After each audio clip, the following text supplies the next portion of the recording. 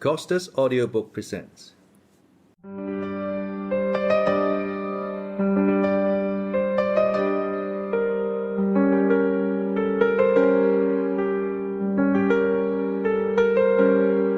The Brothers Karamazov by Fyodor Dostoyevsky. Book 3, The Sensualists. Chapter 1, In the Servants' Quarters. The Karamazovs' house was far from being in the center of the town, but it was not quite outside it. It was a pleasant-looking old house of 2 stories, painted gray, with a red iron roof. It was roomy and snug, and might still last many years. There were all sorts of unexpected little cupboards and closets and staircases. There were rats in it, but Fyodor Pavlovitch did not altogether dislike them. One doesn't feel so solitary when one's left alone in the evening, he used to say.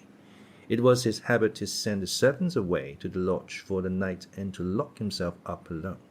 The lodge was a roomy and solid building in the yard. Fyodor Pavlovitch used to have the cooking done there, although there was a kitchen in the house. He did not like the smell of cooking, and, winter and summer alike, the dishes were carried in across the courtyard. The house was built for a large family. There was room for 5 times as many, with their servants. But at the time of our story there was no one living in the house but Fyodor Pavlovitch and his son Ivan. And in the lodge there were only 3 servants, old Grigory and his old wife Marfa, and a young man called Smerdyakov. Of these 3 we must say a few words. Of old Grigory we have said something already. He was firm and determined and went blindly and obstinately for his object, if once he had been brought by any reasons to believe that it was immutably right. He was honest and incorruptible. His wife, Marfa Ignatievna, had obeyed her husband's will implicitly all her life, yet she had pestered him terribly after the emancipation of the serfs. She was set on leaving Fyodor Pavlovitch and opening a little shop in Moscow with their small savings. But Grigory decided then, once for all, that the woman's talking nonsense, for every woman is dishonest, and that they ought not to leave their old master, whatever he might be, for that was now their duty. "Do you understand what duty is?" he asked Marfa Ignatievna. "I understand what duty means, Grigory Vassilievich, but why it's our duty to stay here I never shall understand," Marfa answered firmly. "Well, don't understand then, but so it shall be, and you hold your tongue." And so it was. They did not go away, and Fyodor Pavlovitch promised them a small sum for wages, and paid it regularly. Grigory knew, too, that he had an indisputable influence over his master. It was true, and he was aware of it. Fyodor Pavlovitch was an obstinate and cunning buffoon, yet, though his will was strong enough in some of the affairs of life, as he expressed it, he found himself, to his surprise, extremely feeble in facing certain other emergencies. He knew his weaknesses and was afraid of them. There are positions in which one has to keep a sharp lookout, and that's not easy without a trustworthy man, and Grigory was a most trustworthy man. Many times in the course of his life, Fyodor Pavlovitch had only just escaped a sound thrashing through Grigory's intervention, and on each occasion the old servant gave him a good lecture. But it wasn't only thrashings that Fyodor Pavlovitch was afraid of. There were graver occasions, and very subtle and complicated ones, when Fyodor Pavlovitch could not have explained the extraordinary craving for someone faithful and devoted, which sometimes unaccountably came upon him all in a moment. It was almost a morbid condition, corrupt and often cruel in its lust, like some noxious insect. Fyodor Pavlovitch was sometimes, in moments of drunkenness, overcome by superstitious terror and a moral convulsion which took an almost physical form. "My soul simply quaking in my throat at those times," he used to say. At such moments he liked to feel that there was near at hand, in the lodge if not in the room, a strong, faithful man, virtuous and unlike himself, who had seen all his debauchery and knew all his secrets, but was ready in his devotion to overlook all that, not to oppose him, above all, not to reproach him or threaten him with anything, either in this world or in the next, and, in case of need, to defend him. From whom? From somebody unknown, but terrible and dangerous. What he needed was to feel that there was another man, an old and tried friend, that he might call him in his sick moments merely to look at his face, or perhaps exchange some quite irrelevant words with him. And if the old servant were not angry, he felt comforted, and if he were angry, he was more dejected. It happened even that Fyodor Pavlovitch went at night to the lodge to wake Grigory and fetch him for a moment. When the old man came, Fyodor Pavlovitch would begin talking about the most trivial matters, and would soon let him go again, sometimes even with a jest. And after he had gone, Fyodor Pavlovitch would get into bed with a curse and sleep the sleep of the just. Something of the same sort had happened to Fyodor Pavlovitch on Alyosha's arrival. Alyosha pierced his heart by living with him, seeing everything and blaming nothing. Moreover, Alyosha brought with him something his father had never known before, a complete absence of contempt for him and an invariable kindness, a perfectly natural, unaffected devotion to the old man who deserved it so little. All this was a complete surprise to the old profligate, who had dropped all family ties. It was a new and surprising experience for him, who had till then loved nothing but evil. When Alyosha had left him, he confessed to himself that he had learned something he had not till then been willing to learn. I have mentioned already that Grigory had detested Adelaida Ivanovna, the first wife of Fyodor Pavlovitch and the mother of Dmitri, and that he had, on the contrary, protected Sofia Ivanovna, the poor crazy woman, against his master and anyone who chanced to speak ill or lightly of her. His sympathy for the unhappy wife had become something sacred to him, so that even now, 20 years after, he could not bear a slighting allusion to her from anyone, and would at once check the offender. Externally, Grigory was cold, dignified, and taciturn, and spoke, weighing his words, without frivolity. It was impossible to tell at first sight whether he loved his meek, obedient wife, but he really did love her, and she knew it. Marfa Ignatievna was by no means foolish. She was probably, indeed, cleverer than her husband, or at least more prudent than he in worldly affairs, and yet she had given in to him in everything without question or complaint ever since her marriage, and respected him for his spiritual superiority. It was remarkable how little they spoke to one another in the course of their lives, and only of the most necessary daily affairs. The grave and dignified Grigory thought over all his cares and duties alone, so that Marfa Ignatievna had long grown used to knowing that he did not need her advice. She felt that her husband respected her silence, and took it as a sign of her good sense. He had never beaten her but once, and then only slightly.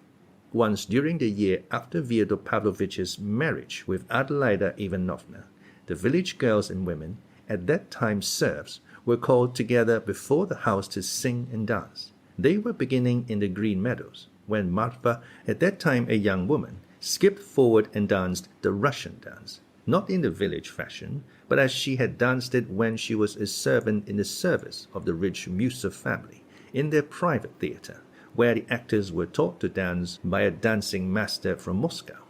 Grigory saw how his wife danced, and an hour later, at home in the cottage, he gave her a lesson, pulling her hair a little. But there it ended. The beating was never repeated, and Marfa Ignatievna gave up dancing. God had not blessed him with children. One child was born, but it died. Grigory was fond of children, and was not ashamed of showing it. When Adelaida Ivanovna had run away, Grigory took Dmitri, then a child of 3 years old, combed his hair and washed him in a tub with his own hands, and looked after him for almost a year.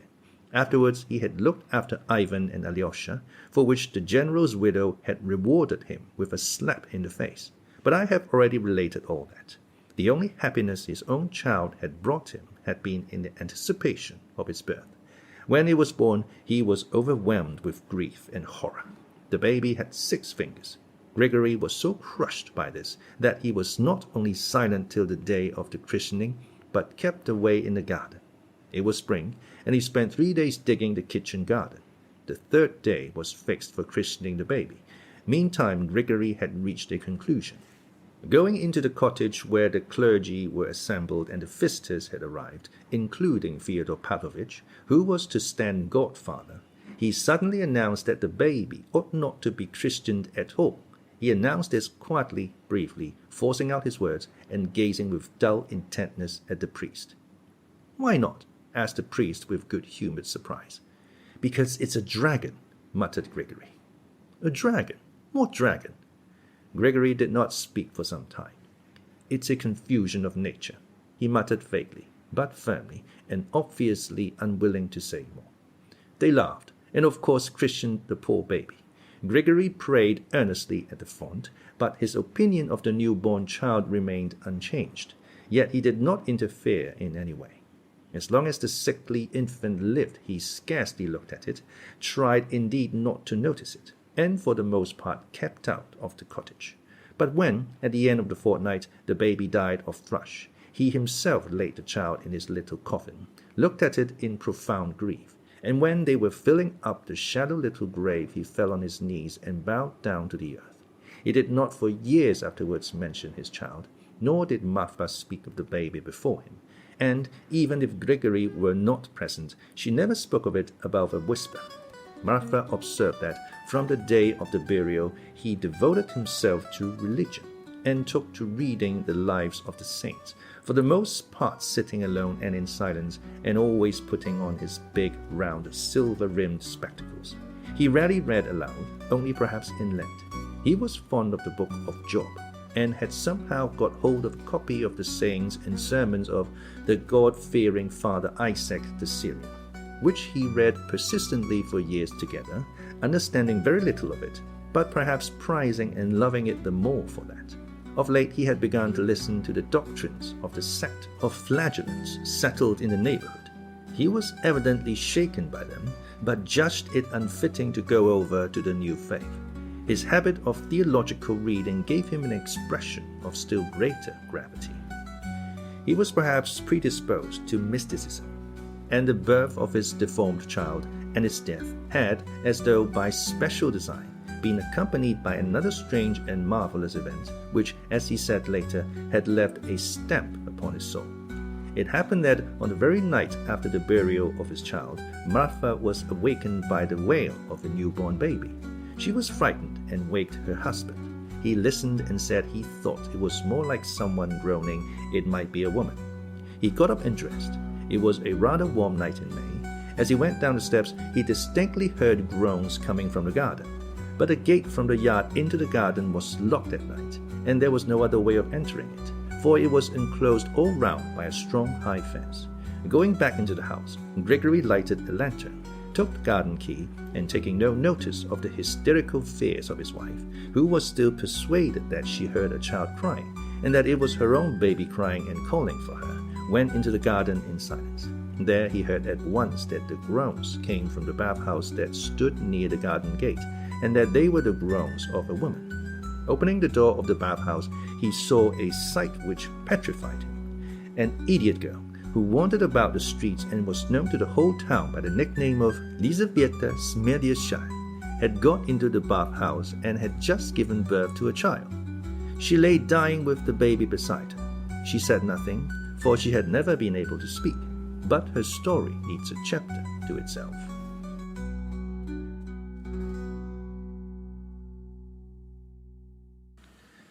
Chapter 2. Lizaveta. There was one circumstance which struck Grigory particularly, and confirmed a very unpleasant and revolting suspicion. This Lizaveta was a dwarfish creature, not 5 foot within a wee bit, as many of the pious old women said pathetically about her after her death. Her broad, healthy, red face had a look of blank idiocy, and the fixed stare in her eyes was unpleasant, in spite of their meek expression. She wandered about, summer and winter alike, barefooted, wearing nothing but a hempen smock. Her coarse, almost black hair curled like lamb's wool, and formed a sort of huge cap on her head. It was always crusted with mud, and had leaves, bits of stick, and shavings clinging to it, as she always slept on the ground and in the dirt. Her father, a homeless, sickly drunkard called Ilya, had lost everything and lived many years as a workman with some well-to-do tradespeople. Her mother had long been dead. Spiteful and diseased, Ilya used to beat Lizaveta inhumanly whenever she returned to him, but she rarely did so, for everyone in the town was ready to look after her as being an idiot, and so specially dear to God. Ilya's employers and many others in the town, especially of the tradespeople, tried to clothe her better and always rigged her out with high boots and sheepskin coat for the winter. But although she allowed them to dress her up without resisting, she usually went away, preferably to the cathedral porch, and taking off all that had been given her, kerchief, sheepskin, skirt or boots, she left them there and walked away barefoot in her smock as before. It happened on one occasion that a new governor of the province, making a tour of inspection in our town, saw Lizaveta and was wounded in his tenderest susceptibilities. And though he was told she was an idiot, he pronounced that for a young woman of 20 to wander about in nothing but a smock was a breach of the proprieties, and must not occur again. But the governor went his way, and Lizaveta was left as she was. At last her father died, which made her even more acceptable in the eyes of the religious persons of the town, as an orphan. In fact, everyone seemed to like her. Even the boys did not tease her, and the boys of our town, especially the schoolboys, are a mischievous set. She would walk into strange houses, and no one drove her away. Everyone was kind to her and gave her something. If she were given a copper, she would take it, and at once drop it in the alms jug of the church or prison. If she were given a roll or bun in the market, she would hand it to the first child she met. Sometimes she would stop one of the richest ladies in the town and give it to her, and the lady would be pleased to take it. She herself never tasted anything but black bread and water. If she went into an expensive shop, where there were costly goods or money lying about, no one kept watch on her, for they knew that if she saw thousands of rubles overlooked by them, she would not have touched a farthing. She scarcely ever went to church. She slept either in the church porch or climbed over a hurdle into a kitchen garden. She used at least once a week to turn up at home, that is, at the house of her father's former employers, and in the winter went there every night, and slept either in the passage or the cowhouse. People were amazed that she could stand such a life, but she was accustomed to it, and although she was so tiny, she was of a robust constitution. Some of the townspeople declare that she did all this only from pride, but that is hardly credible. She could hardly speak, and only from time to time uttered an inarticulate grunt. How could she have been proud? It happened one clear, warm moonlight night in September. 5 or 6 drunken revelers were returning from the club at a very late hour, according to our provincial notions. They passed through the back way, which led between the back gardens of the houses, with hurdles on either side. This way leads out onto the bridge over the long stinking pool, which we were accustomed to call a river. Among the nettles and burdocks under the hurdle, our revelers saw Lizaveta asleep. They stopped to look at her, laughing, and began jesting with unbridled licentiousness. It occurred to one young gentleman to make the whimsical inquiry whether anyone could possibly look upon such an animal as a woman, and so forth. They all pronounced with lofty repugnance that it was impossible. But Fyodor Pavlovitch, who was among them, sprang forward and declared that it was by no means impossible, and that indeed there was a certain piquancy about it, and so on. It is true that at that time he was overdoing his part as a buffoon. He liked to put himself forward and entertain the company, ostensibly on equal terms, of course, though in reality he was on a servile footing with them. It was just at the time when he had received the news of his first wife's death in Petersburg, and, with crape upon his hat, was drinking and behaving so shamelessly that even the most reckless among us were shocked at the sight of him. The revelers, of course, laughed at this unexpected opinion, and one of them even began challenging him to act upon it. The others repelled the idea even more emphatically, although still with the utmost hilarity, and at last they went on their way. Later on, Fyodor Pavlovitch swore that he had gone with them, and perhaps it was so. No one knows for certain, and no one ever knew. But 5 or 6 months later, all the town was talking, with intense and sincere indignation, of Lizaveta's condition, and trying to find out who was the miscreant who had wronged her. Then suddenly a terrible rumor was all over the town that this miscreant was no other than Fyodor Pavlovitch. Who set the rumor going? Of that drunken band, 5 had left the town, and the only one still among us was an elderly and much respected civil councillor, the father of grown-up daughters, who could hardly have spread the tale, even if there had been any foundation for it. But rumor pointed straight at Fyodor Pavlovitch and persisted in pointing at him. Of course, this was no grievance to him. He would not have troubled to contradict a set of tradespeople. In those days he was proud, and did not condescend to talk except in his own circle of the officials and nobles, whom he entertained so well. At the time, Grigory stood up for his master vigorously. He provoked quarrels and altercations in defense of him, and succeeded in bringing some people round to his side. "It's the wench's own fault," he asserted, and the culprit was Karp, a dangerous convict who had escaped from prison and whose name was well known to us, as he had hidden in our town.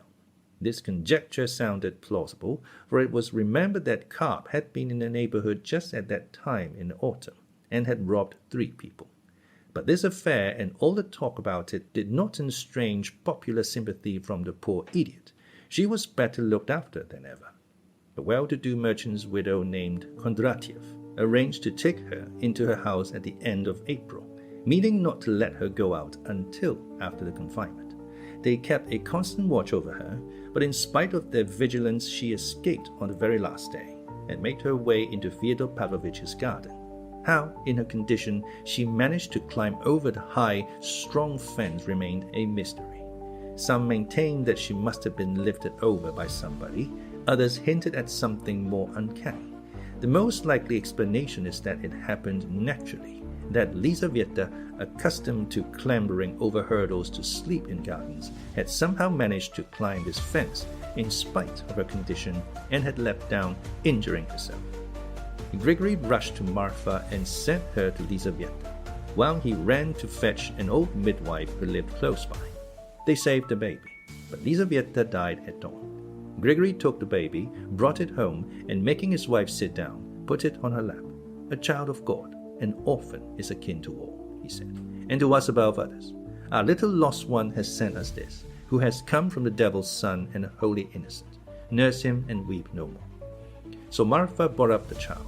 He was christened Pavel, to which people were not slow in adding Fyodorovich. Fyodor Pavlovitch did not object to any of this, and thought it amusing, though he persisted vigorously in denying his responsibility. The townspeople were pleased at his adopting the foundling.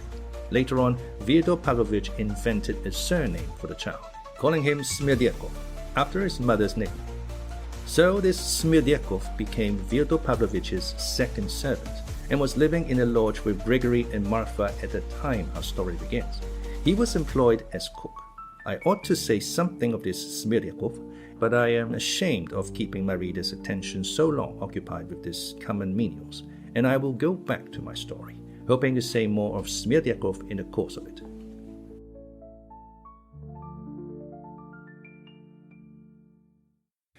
Chapter 3.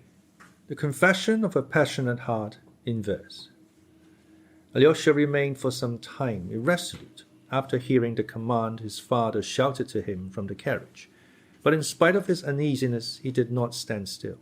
That was not his way. He went at once to the kitchen to find out what his father had been doing above. Then he set off, trusting that on the way he would find some answer to the doubt tormenting him. I hasten to add that his father's shouts, commanding him to return home with his mattress and pillow, did not frighten him in the least. He understood perfectly that those peremptory shouts were merely a flourish to produce an effect.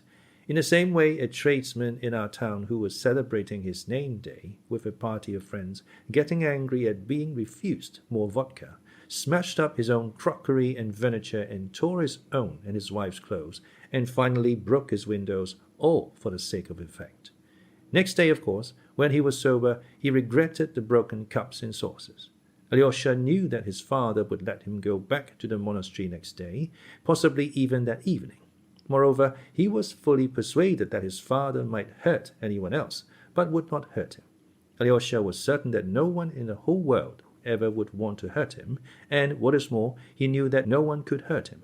This was for him an axiom, assumed once for all without question, and he went his way without hesitation, relying on it.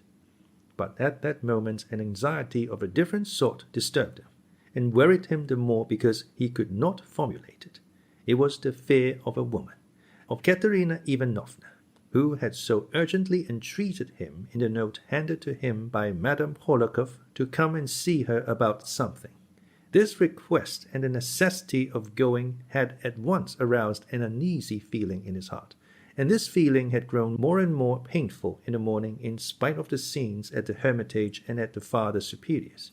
He was not uneasy because he did not know what she would speak of and what he must answer, and he was not afraid of her simply as a woman.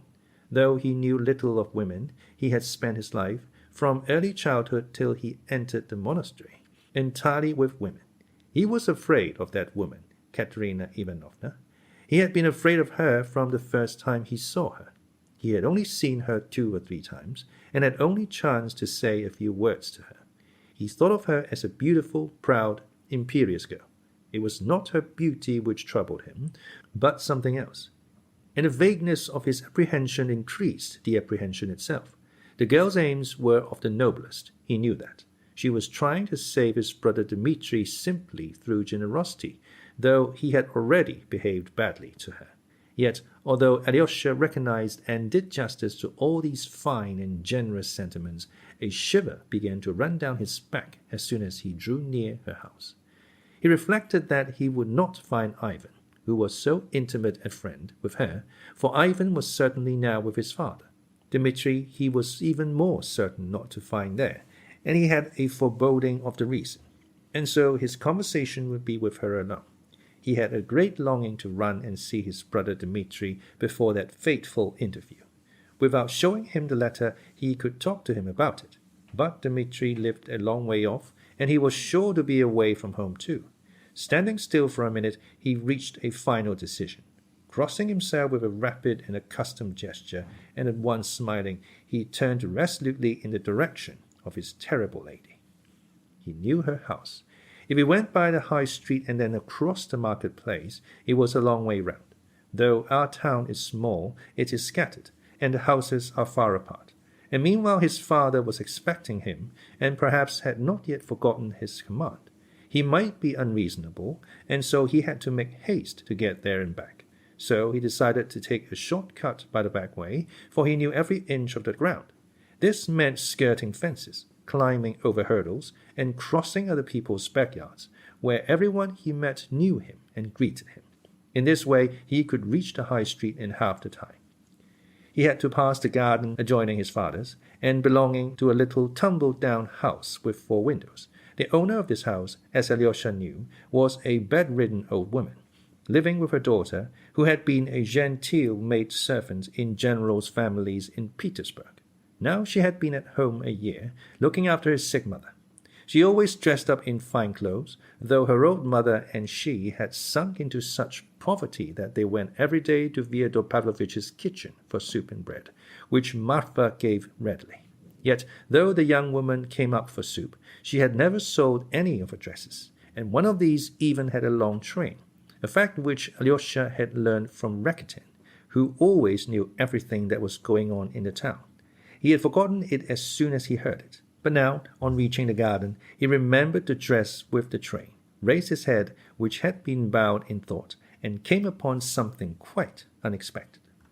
Over the hurdle in the garden, Dmitri, mounted on something, was leaning forward, gesticulating violently, beckoning to him, obviously afraid to utter a word for fear of being overheard. Alyosha ran up to the hurdle. "It is a good thing you looked up. I was nearly shouting to you," Mitya said in a joyful, hurried whisper. "Climb in here quickly. How splendid that you've come. I was just thinking of you." Alyosha was delighted too, but he did not know how to get over the hurdle. Mitya put his powerful hand under his elbow to help him jump. Tucking up his cassock, Alyosha leapt over the hurdle with the agility of a bare-legged street urchin. "Well done. Now come along," said Mitya in an enthusiastic whisper. "Where?" whispered Alyosha, looking about him and finding himself in a deserted garden with no one near but themselves. The garden was small, but the house was at least 50 paces away. "There is no one here. Why do you whisper?" asked Alyosha. "Why do I whisper?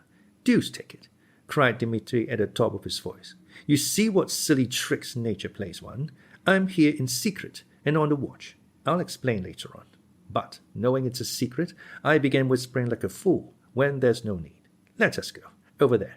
Till then, be quiet. I want to kiss you. Glory to God in the world. Glory to God in me." I was just repeating that, sitting here, before you came. The garden was about 3 acres in extent, and planted with trees only along the fence at the 4 sides. There were apple trees, maples, limes, and birch trees. The middle of the garden was an empty grass space, from which several hundredweight of hay was carried in the summer. The garden was let out for a few rubles for the summer. There were also plantations of raspberries and currants and gooseberries laid out along the sides. A kitchen garden had been planted lately near the house. Dmitri led his brother to the most secluded corner of the garden. There, in a thicket of lime trees and old bushes of blackcurrant, elder, snowball tree, and lilac, there stood a tumble-down green summer house, blackened with age. Its walls were of lattice work, but there was still a roof which could give shelter. God knows when this summer house was built. There was a tradition that it had been put up some 50 years before by a retired colonel called von Schmidt, who owned the house at that time. It was all in decay.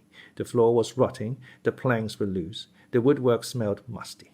In the summer house there was a green wooden table fixed in the ground, and round it were some green benches upon which it was still possible to sit. Alyosha had at once observed his brother's exhilarated condition, and on entering the arbor he saw half a bottle of brandy and a wine-glass on the table. "That's brandy," Mitya laughed. "I see your look. He's drinking again. Distrust the apparition. Distrust the worthless, lying crowd, and lay aside thy doubts. I'm not drinking. I'm only indulging, as that pig, your rectin, says.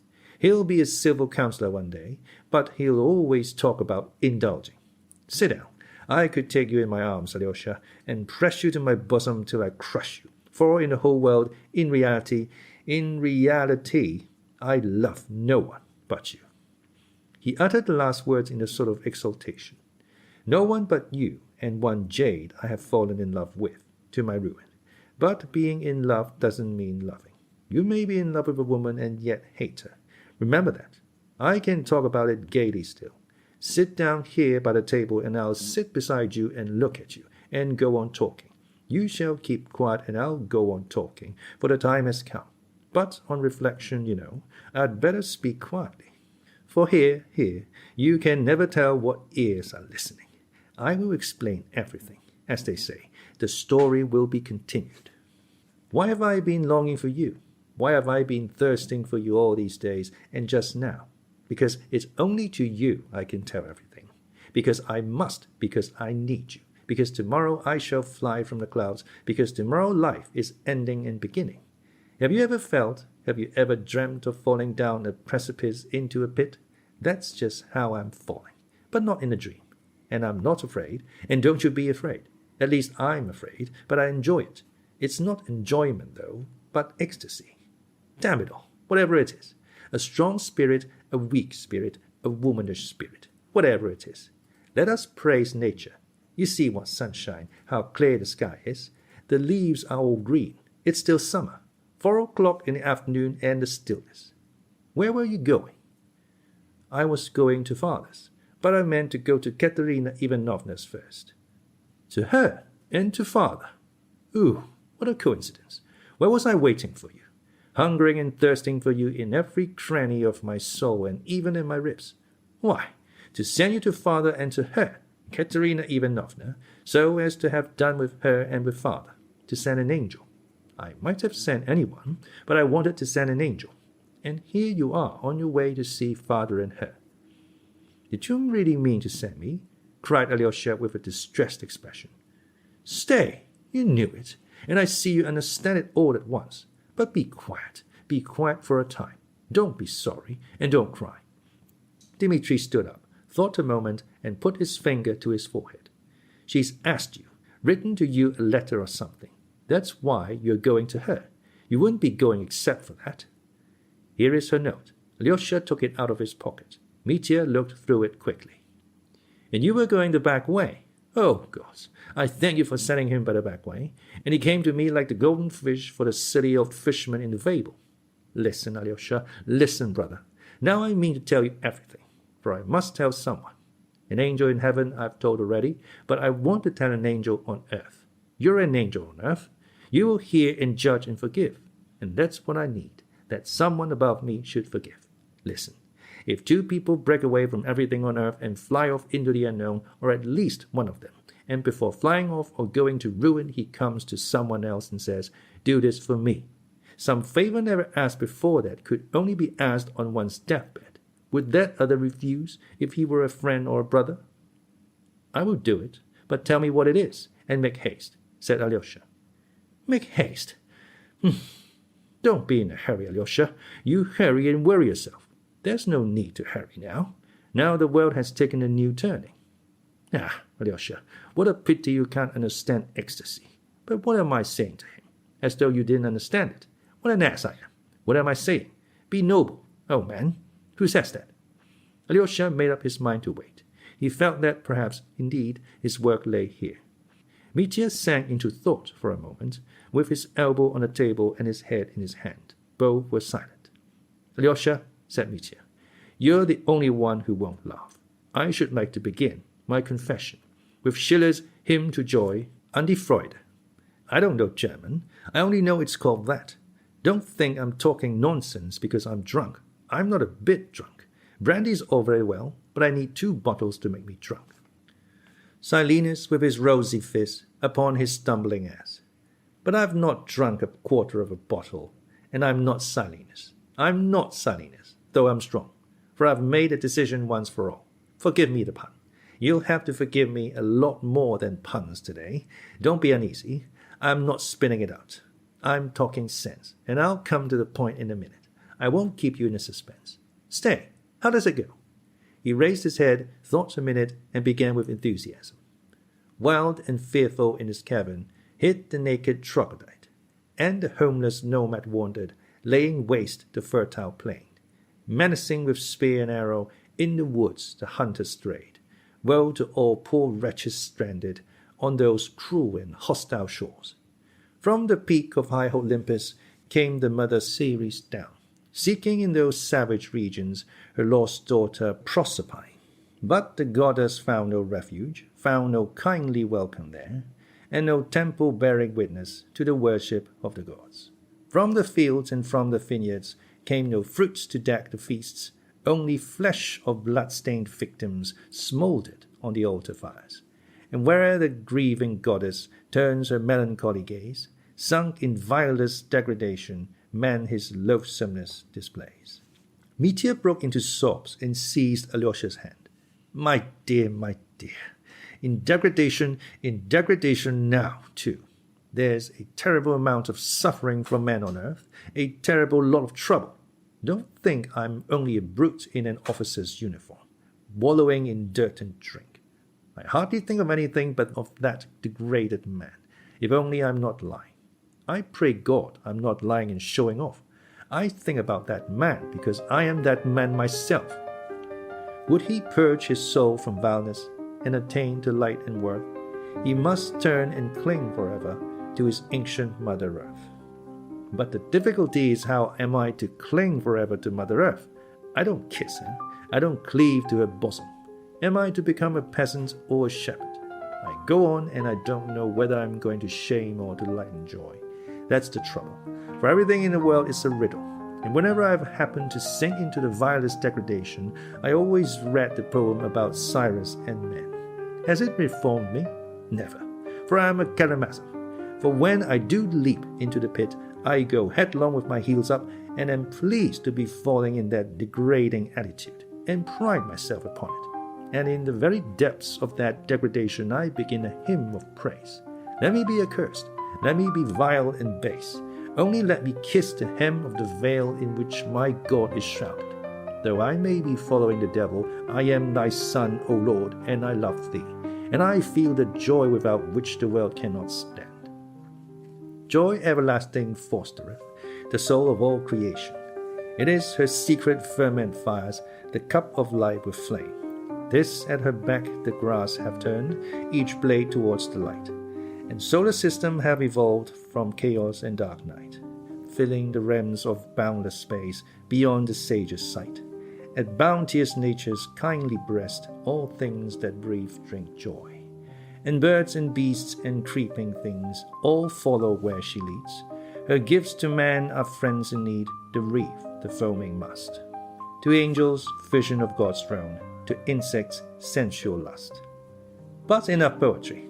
I am in tears, let me cry. It may be foolishness that everyone would laugh at, but you won't laugh. Your eyes are shining too. Enough poetry. I want to tell you now about the insects to whom God gave sensual lust. To insects, sensual lust. I am that insect, brother, and it is said of me specially. All we Karamazovs are such insects, and angel as you are, that insect lives in you too, and will stir up a tempest in your blood. Tempests, because sensual lust is a tempest, worse than a tempest. Beauty is a terrible and awful thing. It is terrible because it has not been fathomed and never can be fathomed. For God set us nothing but riddles. Here the boundaries meet and all contradictions exist side by side. I'm not a cultivated man, brother, but I've thought a lot about this. It's terrible what mysteries there are. Too many riddles weigh men down on earth. We must solve them as we can and try to keep a dry skin in the water. Beauty. I can't endure the thought that a man of lofty mind and heart begins with the ideal of the Madonna and ends with the ideal of Sodom. What's still more awful is that a man with the ideal of Sodom in his soul does not renounce the ideal of the Madonna, and his heart may be on fire with that ideal, genuinely on fire, just as in his days of youth and innocence. Yes, man is broad, too broad indeed. I'd have him narrower. The devil only knows what to make of it. What to the mind is shameful is beauty and nothing else to the heart. Is there beauty in Sodom? Believe me, that for the immense mass of mankind beauty is found in Sodom. Did you know that secret? The awful thing is that beauty is mysterious as well as terrible. God and the devil are fighting there, and the battlefield is the heart of man. But a man always talks of his own ache. Listen, now to come to facts.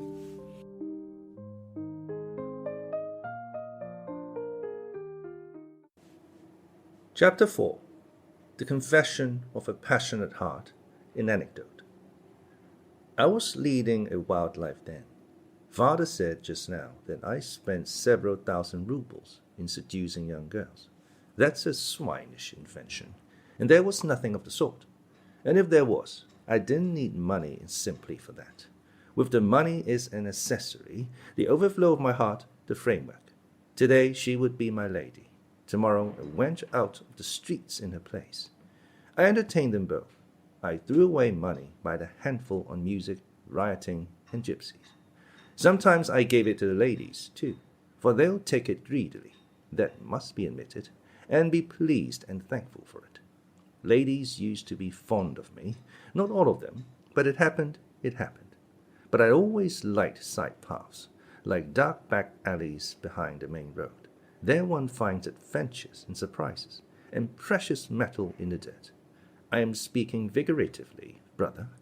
In the town I was in, there were no such back alleys in the literal sense, but morally there were. If you were like me, you'd know what that means. I loved vice. I loved the ignominy of vice. I loved cruelty. Am I not a bug? Am I not a noxious insect? In fact, a Karamazov. Once we went, a whole lot of us, for a picnic in 7 sledges. It was dark, it was winter, and I began squeezing a girl's hand and forced her to kiss me. She was the daughter of an official, a sweet, gentle, submissive creature. She allowed me, and allowed me much in the dark. She thought, poor thing, that I should come next day to make her an offer, but I didn't say a word to her for 5 months. I used to see her in a corner at dances, her eyes watching me. I saw how they glowed with fire. A fire of gentle indignation. This game only tickled that insect lust I cherished in my soul. 5 months later she married an official and left the town, still angry and still, perhaps, in love with me. Now they live happily. Observe that I told no one. I didn't boast of it. though I'm full of low desires. In love what's low, I'm not dishonorable. You're blushing, your eyes flashed. Enough of this filth with you. And all this was nothing much. Wayside blossoms a la Paul de Kock, though the cruel insect had already grown strong in my soul. I've a perfect album of reminiscences, brother. God bless them, the darlings. I tried to break it off without quarreling, and I never gave them away. I never bragged of one of them, but that's enough. You can't suppose I brought you here simply to talk of such nonsense. No, I'm going to tell you something more curious, and don't be surprised that I'm glad to tell you, instead of being ashamed. You say that because I blushed, Alyosha said suddenly, I wasn't blushing at what you were saying or at what you've done. I blushed because I am the same as you are. You? Come, that's going a little too far. No, it's not too far, said Alyosha warmly. The ladder's the same. I'm at the bottom step and you're above, somewhere about the 13th. That's how I see it. But it's all the same, absolutely the same in kind. Anyone on the bottom step is bound to go up to the top one. Then one ought not to step on at all. Anyone who can help it had better not. But can you? I think not. Hush, Alyosha. Hush, darling. I could kiss your hand, you touch me so. That rogue Grushenka has an eye for men. She told me once that she'd devour you one day. There, I won't. From this field of corruption fouled by flies, let's pass to my tragedy, also befouled by flies, that is, by every sort of vileness. Although the old man told lies about my seducing innocence, there really was something of the sort in my tragedy, though it was only once, and then it did not come off. The old man who has reproached me with what never happened does not even know of this fact. I never told anyone about it. You're the first, except Ivan, of course. Ivan knows everything. He knew about it long before you. But Ivan's a tomb. Ivan's a tomb? Yes. Alyosha listened with great attention. I was lieutenant in a line regiment, but still I was under supervision, like a kind of convict. Yet I was awfully well received in the little town. I spent money right and left. I was thought to be rich. I thought so myself, but I must have pleased them in other ways as well. Although they shook their heads over me, they liked me. My colonel, who was an old man, took a sudden dislike to me. He was always down upon me, but I had powerful friends, and moreover, all the town was on my side, so he couldn't do me much harm. I was involved myself for refusing to treat him with proper respect. I was proud. This obstinate old fellow, who was really a very good sort, kind-hearted and hospitable, had 2 wives, both dead. His first wife, who was of a humble family, left a daughter as unpretentious as herself. She was a young woman of 24 when I was there, and was living with her father and an aunt, her mother's sister. The aunt was simple and illiterate. The niece was simple but lively. I like to say nice things about people, and never knew a woman of more charming character than Agafya. Fancy, her name was Agafya Ivanovna, and she wasn't bad-looking either, in the Russian style, tall, stout, with a full figure, and beautiful eyes, though a rather coarse face. She had not married, although she had 2 suitors. She refused them, but was as cheerful as ever. I was intimate with her, not in that way. It was pure friendship. I have often been friendly with women quite innocently. I used to talk to her with shocking frankness, and she only laughed. Many women like such freedom, and she was a girl too, which made it very amusing. Another thing, one could never think of her as a young lady. She and her aunt lived in her father's house with a sort of voluntary humility, not putting themselves on an equality with other people. She was a general favorite, and of use to everyone, for she was a clever dressmaker. She had a talent for it. She gave her services freely without asking for payment, but if anyone offered her payment, she didn't refuse. The colonel, of course, was a very different matter. He was one of the chief personages in the district. He kept open house, entertained the whole town, and gave suppers and dances. At the time I arrived and joined the battalion, all the town was talking of the expected return of the colonel's second daughter, a great beauty, who had just left the fashionable school in the capital. The second daughter is Katerina Ivanovna, and she was the child of the second wife, who belonged to a distinguished general's family. although, as I learned on good authority, she too brought the colonel no money. She had connections, and that was all. There may have been expectations, but they had come to nothing. Yet, when the young lady came from boarding school on a visit, the whole town revived. Our most distinguished ladies, to excellencies and the colonel's wife, and all the rest following their lead, at once took her up and gave entertainments in her honor. She was the belle of the balls and picnics, and they got up tableaux vivants in aid of distressed governesses. I took no notice. I went on as wildly as before, and one of my exploits at the time set all the town talking. I saw her eyes taking my measure one evening at the battery commander's, but I didn't go up to her, as though I disdained her acquaintance. I did go up and speak to her at an evening party not long after. She scarcely looked at me, and compressed her lips scornfully. Wait a bit, I'll have my revenge, thought I. I behaved like an awful fool on many occasions at that time, and I was conscious of it myself. What made it worse was that I felt that Katenka was not an innocent boarding school miss, but a person of character, proud and really high-principled. Above all, she had education and intellect, and I had neither. You think I meant to make her an offer? No. I simply wanted to revenge myself, because I was such a hero and she didn't seem to feel it. Meanwhile, I spent my time in drink and riot, till the lieutenant colonel put me under arrest for 3 days. Just at that time, father sent me 6,000 rubles in return for my sending him a deed giving up all claims upon him, settling our accounts, so to speak, and saying that I wouldn't expect anything more. I didn't understand a word of it at the time, until I came here, Alyosha, till the last few days. Indeed, perhaps even now. I haven't been able to make head or tail of my money affairs with father, but never mind that. We'll talk of it later. Just as I received the money, I got a letter from a friend telling me something that interested me immensely. The authorities, I learned, were dissatisfied with our lieutenant colonel. He was suspected of irregularities. In fact, his enemies were preparing a surprise for him. And then the commander of the division arrived and kicked up the devil of a shindy. Shortly afterwards, he was ordered to retire. I won't tell you how it all happened. He had enemies, certainly. Suddenly, there was a marked coolness in the town towards him and all his family. His friends all turned their backs on him. Then I took my first step. I met Agafya Ivanovna, with whom I'd always kept up a friendship, and said, "Do you know there's a deficit of 4,500 rubles of government money in your father's accounts?" "What do you mean? What makes you say so? The general was here not long ago, and everything was all right." Then it was, but now it isn't. She was terribly scared. "Don't frighten me," she said. "Who told you so?" "Don't be uneasy," I said. "I won't tell anyone.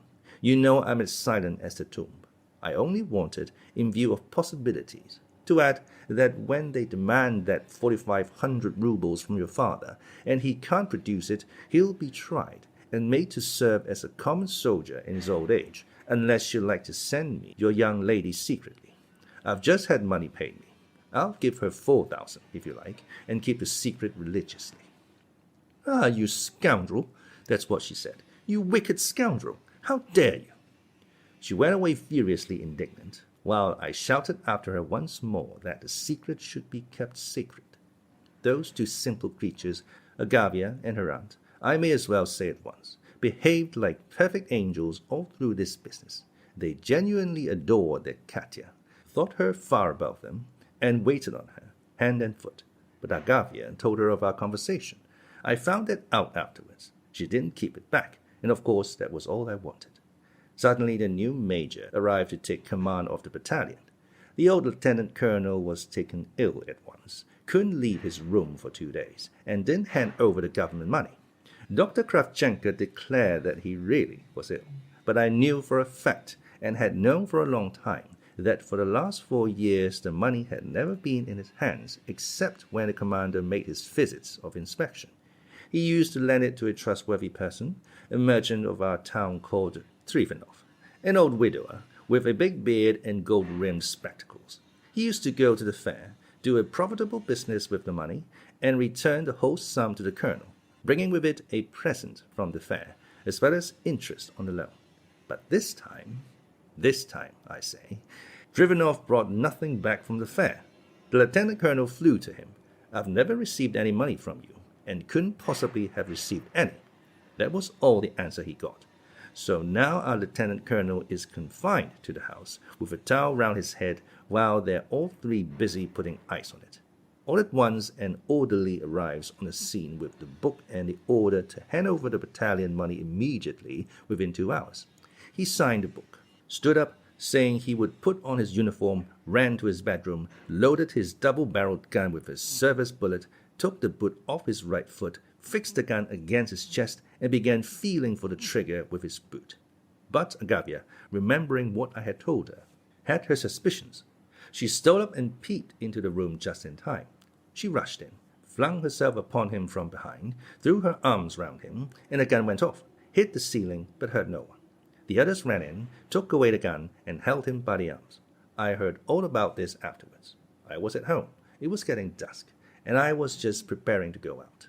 I had dressed, brushed my hair, scented my handkerchief, and taken up my cap when suddenly the door opened, and facing me in the room stood Katerina Ivanovna. It's strange how things happen sometimes. No one had seen her in the street, so that no one knew of it in the town. I lodged with 2 decrepit old ladies who looked after me. They were most obliging old things, ready to do anything for me, and at my request were as silent afterwards as 2 cast iron posts. Of course, I grasped the position at once. She walked in and looked straight at me, her dark eyes determined, even defiant, but on her lips and round her mouth I saw uncertainty. My sister told me, she began, that you would give me 4,500 rubles if I came to you for it. Myself. I have come. Give me the money.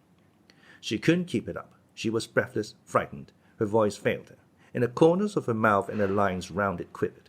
Alyosha, are you listening or are you asleep? Mitya, I know you will tell the whole truth, said Alyosha in agitation. I'm telling it. If I tell the whole truth just as it happened, I shan't spare myself. My first idea was a Karamazov one. Once I was bitten by a centipede, brother, and laid up a fortnight with fever from it. Well, I felt a centipede biting at my heart then. A noxious insect, you understand? I looked her up and down. You've seen her. She's a beauty. But she was beautiful in another way then. At that moment she was beautiful because she was noble, and I was a scoundrel. She in all the grandeur of her generosity and sacrifice for her father, and I a bug. And scoundrel as I was, she was altogether at my mercy, body and soul. She was hemmed in. I tell you frankly, that thought, that venomous thought, so possessed my heart that it almost swooned with suspense. It seemed as if there could be no resisting it, as though I should act like a bug, like a venomous spider, without a spark of pity. I could scarcely breathe.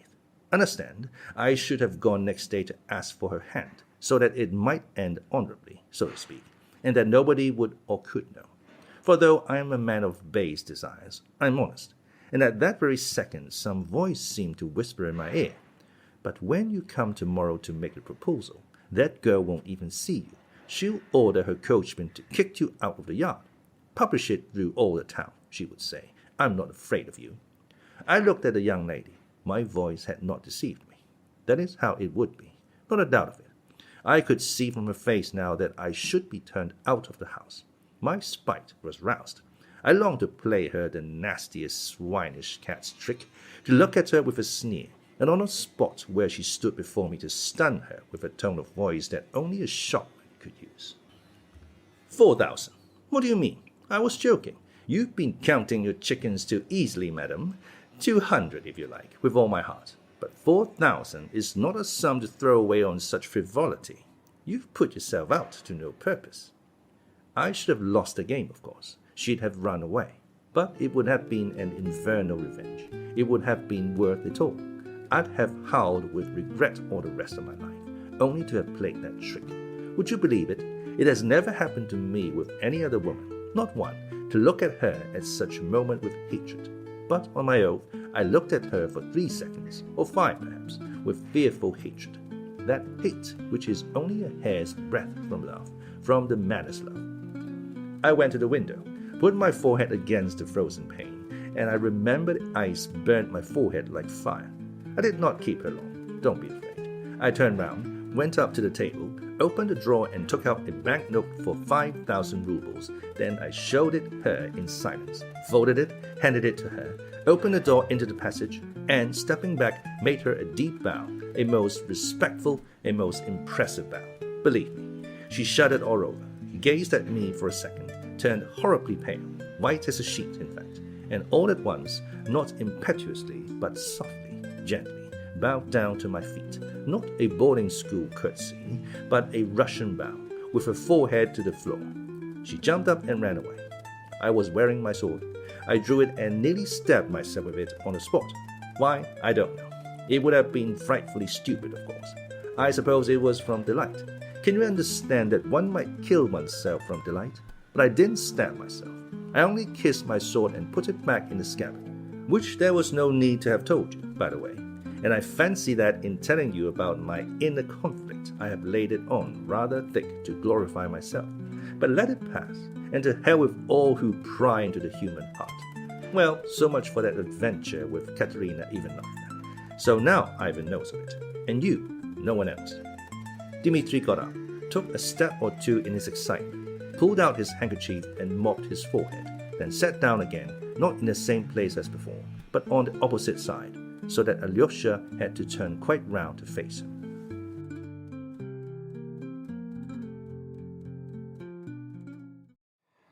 Chapter 5. The confession of a passionate heart heals up. Now, said Alyosha, I understand the first half. You understand the first half. That half is a drama, and it was played out there. The second half is a tragedy, and it is being acted here. And I understand nothing of that second half so far, said Alyosha. And I? Do you suppose I understand it? Stop, Dmitri. There's one important question. Tell me, you were betrothed. You are betrothed still. We weren't betrothed at once, not for 3 months after that adventure. The next day I told myself that the incident was closed, concluded, that there would be no sequel. It seemed to me caddish to make her an offer. On her side, she gave no sign of life for the 6 weeks that she remained in the town, except, indeed, for one action. The day after her visit, the maid-servant slipped round with an envelope addressed to me. I tore it open. It contained a change out of the banknote. Only 4,500 rubles was needed, but there was a discount of about 200 on changing it. She only sent me about 260. I don't remember exactly, but not a note, not a word of explanation. I searched the packet for a pencil mark. Nothing. Well, I spent the rest of the money on such an orgy that the new major was obliged to reprimand me. Well, the lieutenant colonel produced the battalion money, to the astonishment of everyone, for nobody believed that he had the money untouched. He'd no sooner paid it than he fell ill, took to his bed, and 3 weeks later, softening of the brain set in, and he died 5 days afterwards. He was buried with military honors, for he had not had time to receive his discharge. 10 days after his funeral, Katerina Ivanovna, with her aunt and sister, went to Moscow. And, behold, on the very day they went away, I received a tiny note, a sheet of thin blue paper, and on it only one line in pencil. I will write to you. Wait. K. And that was all. I'll explain the rest now, in 2 words. In Moscow, their fortunes changed with the swiftness of lightning and the unexpectedness of an Arabian fairy tale. That general's widow, their nearest relation, suddenly lost the 2 nieces who were her heiresses and next of kin. Both died in the same week of smallpox. The old lady, prostrated with grief, welcomed Katya as a daughter, as her one hope, clutched at her, altered her will in Katya's favor. But that concerned the future. Meanwhile, she gave her, for present use, 80,000 rubles as a marriage portion, to do what she liked with. She was an hysterical woman. I saw something of her in Moscow later. Well, suddenly I received by post 4,500 rubles. I was speechless with surprise, as you may suppose. 3 days later came the promised letter. I have it with me now. You must read it. She offers to be my wife, offers herself to me. I love you madly, she says. Even if you don't love me, never mind. Be my husband. Don't be afraid. I won't hamper you in any way. I will be your chattel. I will be the carpet under your feet. I want to love you forever. I want to save you from yourself. Alyosha, I'm not worthy to repeat those lines in my vulgar words and in my vulgar tone, my everlastingly vulgar tone that I can never cure myself of. That letter stabs me even now. Do you think I don't mind, that I don't mind still? I wrote her an answer at once, as it was impossible for me to go to Moscow.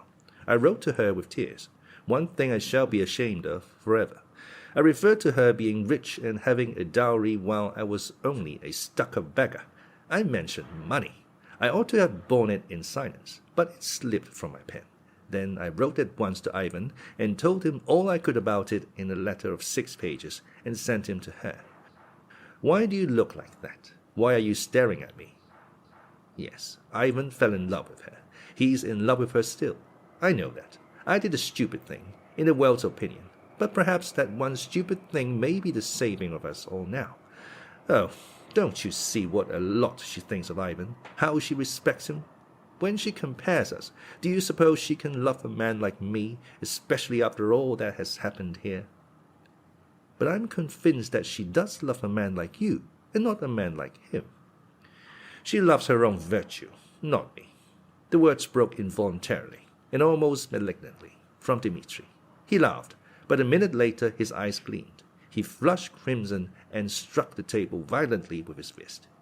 I swear, Alyosha, he cried, with intense and genuine anger at himself, you may not believe me, but as God is holy and as Christ is God, I swear that though I smiled at her lofty sentiments just now, I know that I am 1,000,000 times baser in soul than she, and that these lofty sentiments of hers are as sincere as a heavenly angel's. That's the tragedy of it, that I know that for certain. What if anyone does show off a bit? Don't I do it myself? And yet I'm sincere. I'm sincere. As for Ivan, I can understand how he must be cursing nature now, with his intellect too, to see the preference given, to whom, to what? To a monster who, though he is betrothed and all eyes are fixed on him, can't restrain his debaucheries, and before the very eyes of his betrothed. And a man like me is preferred, while he is rejected. And why? Because a girl wants to sacrifice her life and destiny out of gratitude. It's ridiculous. I've never said a word of this to Ivan, and Ivan, of course, has never dropped a hint of the sort to me. But destiny will be accomplished, and the best man will hold his ground while the undeserving one will vanish into his back alley forever. His filthy back alley, his beloved back alley, where he is at home and where he will sink in filth and stench at his own free will and with enjoyment. I've been talking foolishly. I've no words left. I use them at random, but it will be as I have said. I shall drown in the back alley, and she will marry Ivan. Stop, Dmitri, Alyosha interrupted again with great anxiety. There's one thing you haven't made clear yet. You are still betrothed all the same, aren't you? How can you break off the engagement if she, your betrothed, doesn't want to? Yes, formally and solemnly betrothed. It was all done on my arrival in Moscow, with great ceremony, with icons, all in fine style. The general's wife blessed us, and, would you believe it, congratulated Katya. You've made a good choice, she said. I see right through him. And, would you believe it, she didn't like Ivan, and hardly greeted him. I had a lot of talk with Katya in Moscow. I told her about myself, sincerely, honorably. She listened to everything. There was sweet confusion. There were tender words. Though there were proud words too. She wrung out of me a mighty promise to reform. I gave my promise, and here. What?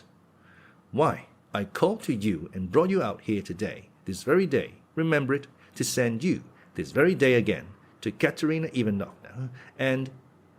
What? To tell her that I shall never come to see her again.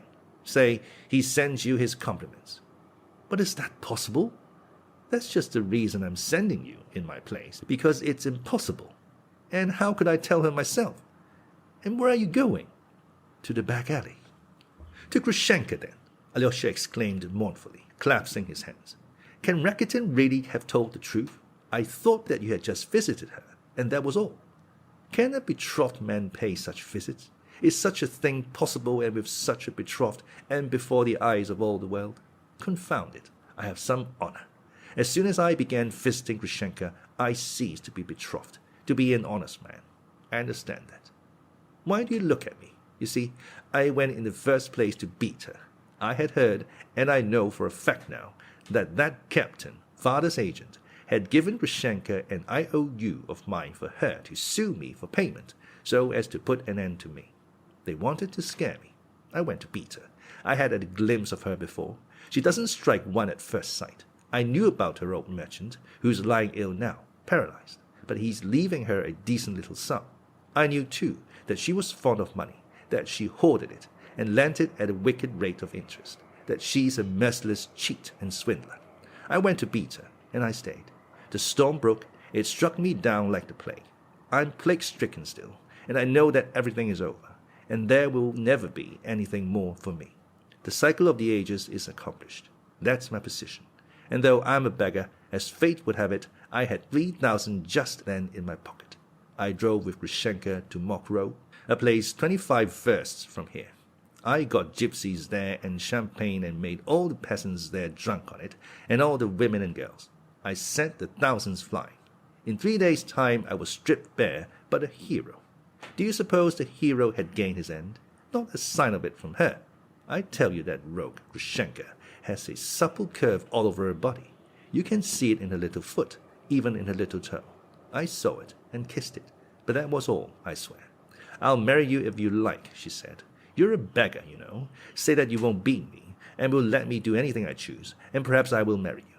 She laughed, and she's laughing still. Dmitri leapt up with a sort of fury. He seemed all at once as though he were drunk. His eyes became suddenly bloodshot. And do you really mean to marry her? At once, if she will, and if she won't, I shall stay all the same. I'll be the porter at her gate. Alyosha, he cried.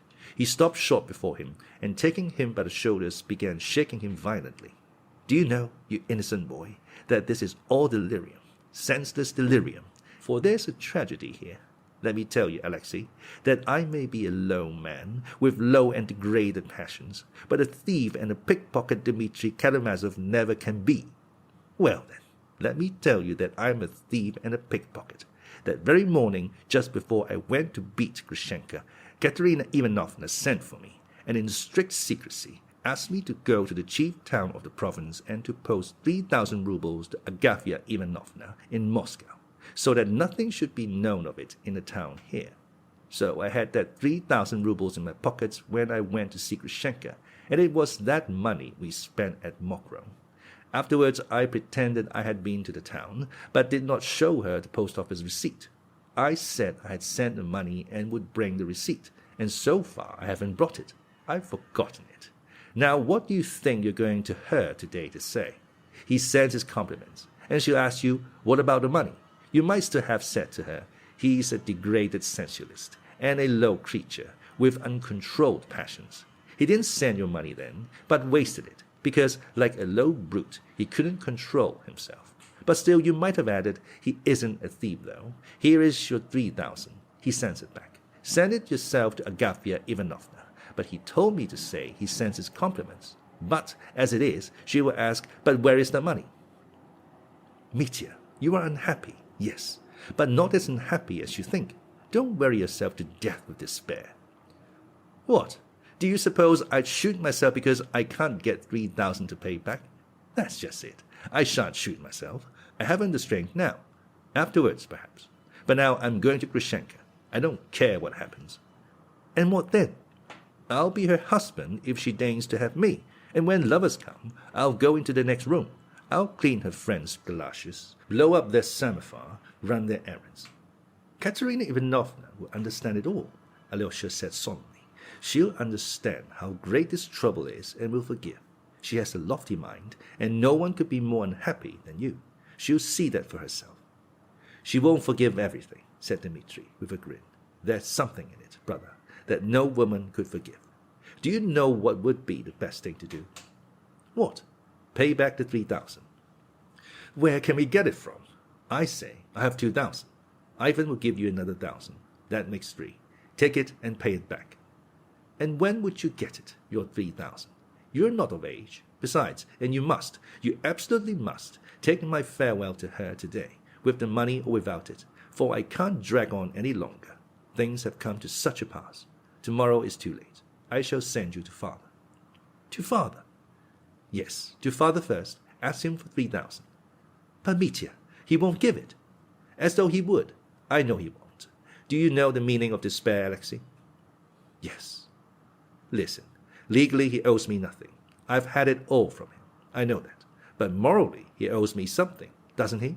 You know he started with 28,000 of my mother's money and made 100,000 with it.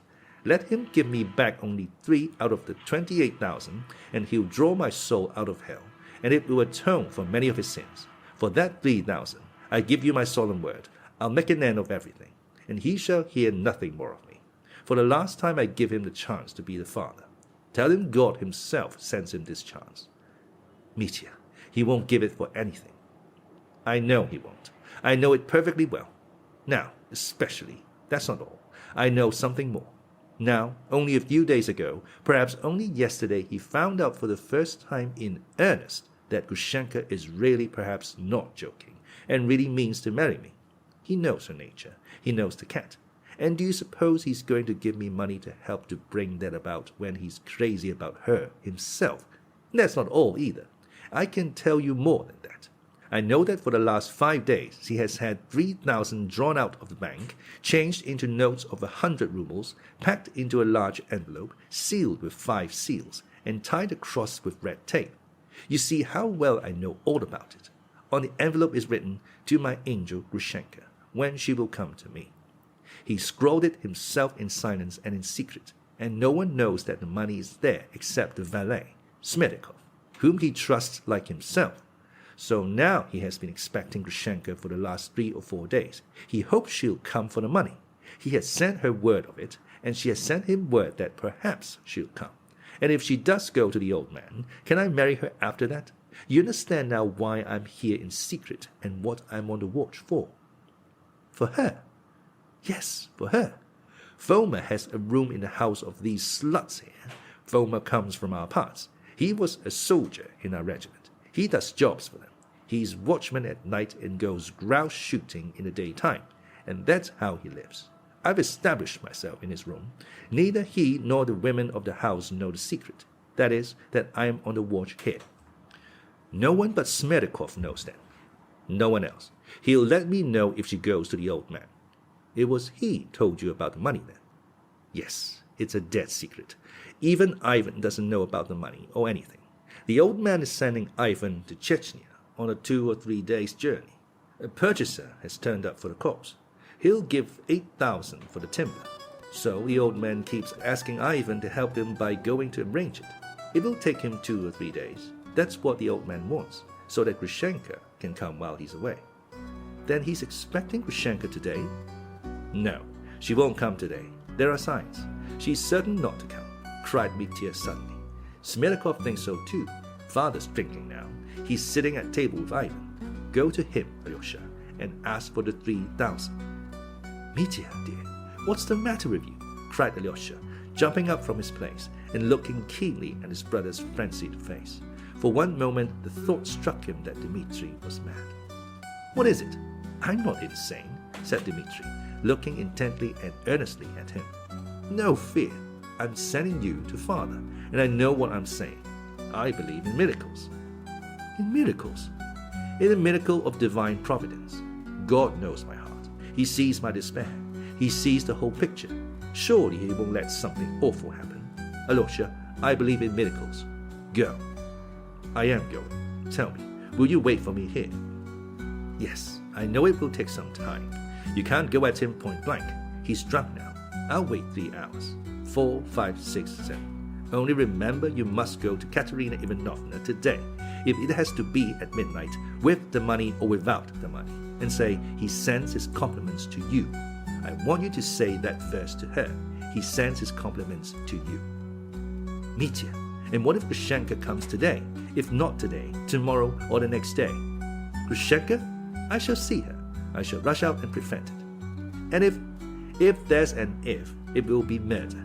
I couldn't endure it. Who will be murdered? The old man. I shan't kill her. Brother, what are you saying? Oh, I don't know. Perhaps I shan't kill, and perhaps I shall. I'm afraid that he will suddenly become so loathsome to me with his face at that moment. I hate his ugly throat, his nose, his eyes, his shameless snigger. I feel a physical repulsion. That's what I'm afraid of. That's what may be too much for me. I'll go, Mitya. I believe that God will order things for the best, that nothing awful may happen. And I will sit and wait for the miracle, and if it doesn't come to pass. Alyosha went thoughtfully towards his father's house.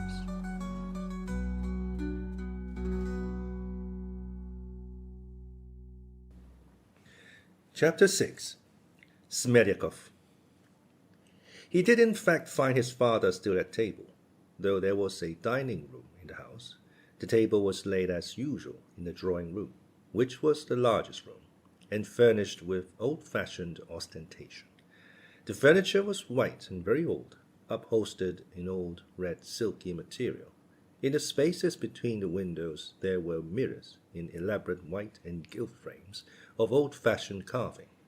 On the walls, covered with white paper, which was torn in many places, there hung two large portraits, one of some prince who had been governor of the district 30 years before, and the other of some bishop, also long since dead.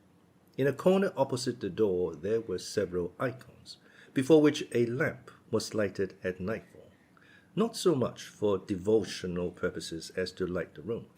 Fyodor Pavlovitch used to go to bed very late, at 3 or 4 o'clock in the morning, and would wander about the room at night or sit in an armchair thinking.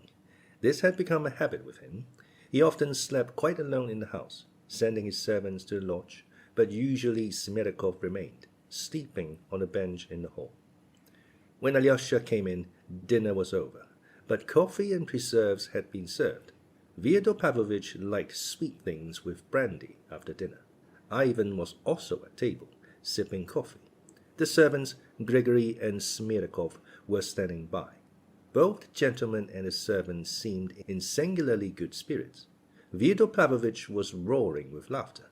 Before he entered the room, Alyosha heard the shrill laugh he knew so well, and could tell from the sound of it that his father had only reached a good-humored stage, and was far from being completely drunk.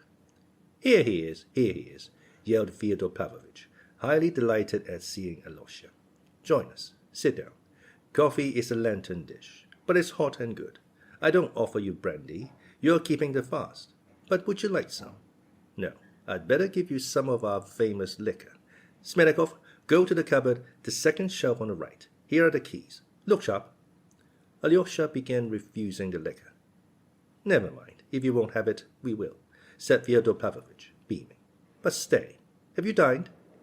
Yes, answered Alyosha, who had in truth only eaten a piece of bread and drunk a glass of kvass in the Father Superior's kitchen, though I should be pleased to have some hot coffee. Bravo, my darling. He'll have some coffee. Does it want warming? No, it's boiling. It's capital coffee. Smerdyakov's making. My Smerdyakhov's an artist at coffee and at fish patties, and at fish soup too. You must come one day and have some fish soup. Let me know beforehand. But stay. Didn't I tell you this morning to come home with your mattress and pillow and all? Have you brought your mattress? He. No, I haven't, said Alyosha, smiling too. Ah, but you were frightened. You were frightened this morning, weren't you? There, my darling, I couldn't do anything to fetch you. Do you know, Ivan, I can't resist the way he looks one straight in the face and laughs. It makes me laugh all over. I'm so fond of him. Alyosha, let me give you my blessing, a father's blessing. Alyosha rose, but Fyodor Pavlovitch had already changed his mind. No, he said. I'll just make the sign of the cross over you for now. Sit still. Now we've a treat for you, in your own line too. It will make you laugh. Balaam's ass has begun talking to us here, and how he talks. Balaam's ass, it appeared, was the valet, Smerdyakov. He was a young man of about 24, remarkably unsociable and taciturn. Not that he was shy or bashful. On the contrary, he was conceited and seemed to despise everybody. But we must pause to say a few words about him now. He was brought up by Grigory and Marfa, but the boy grew up with no sense of gratitude, as Grigory expressed it. He was an unfriendly boy, and seemed to look at the world mistrustfully.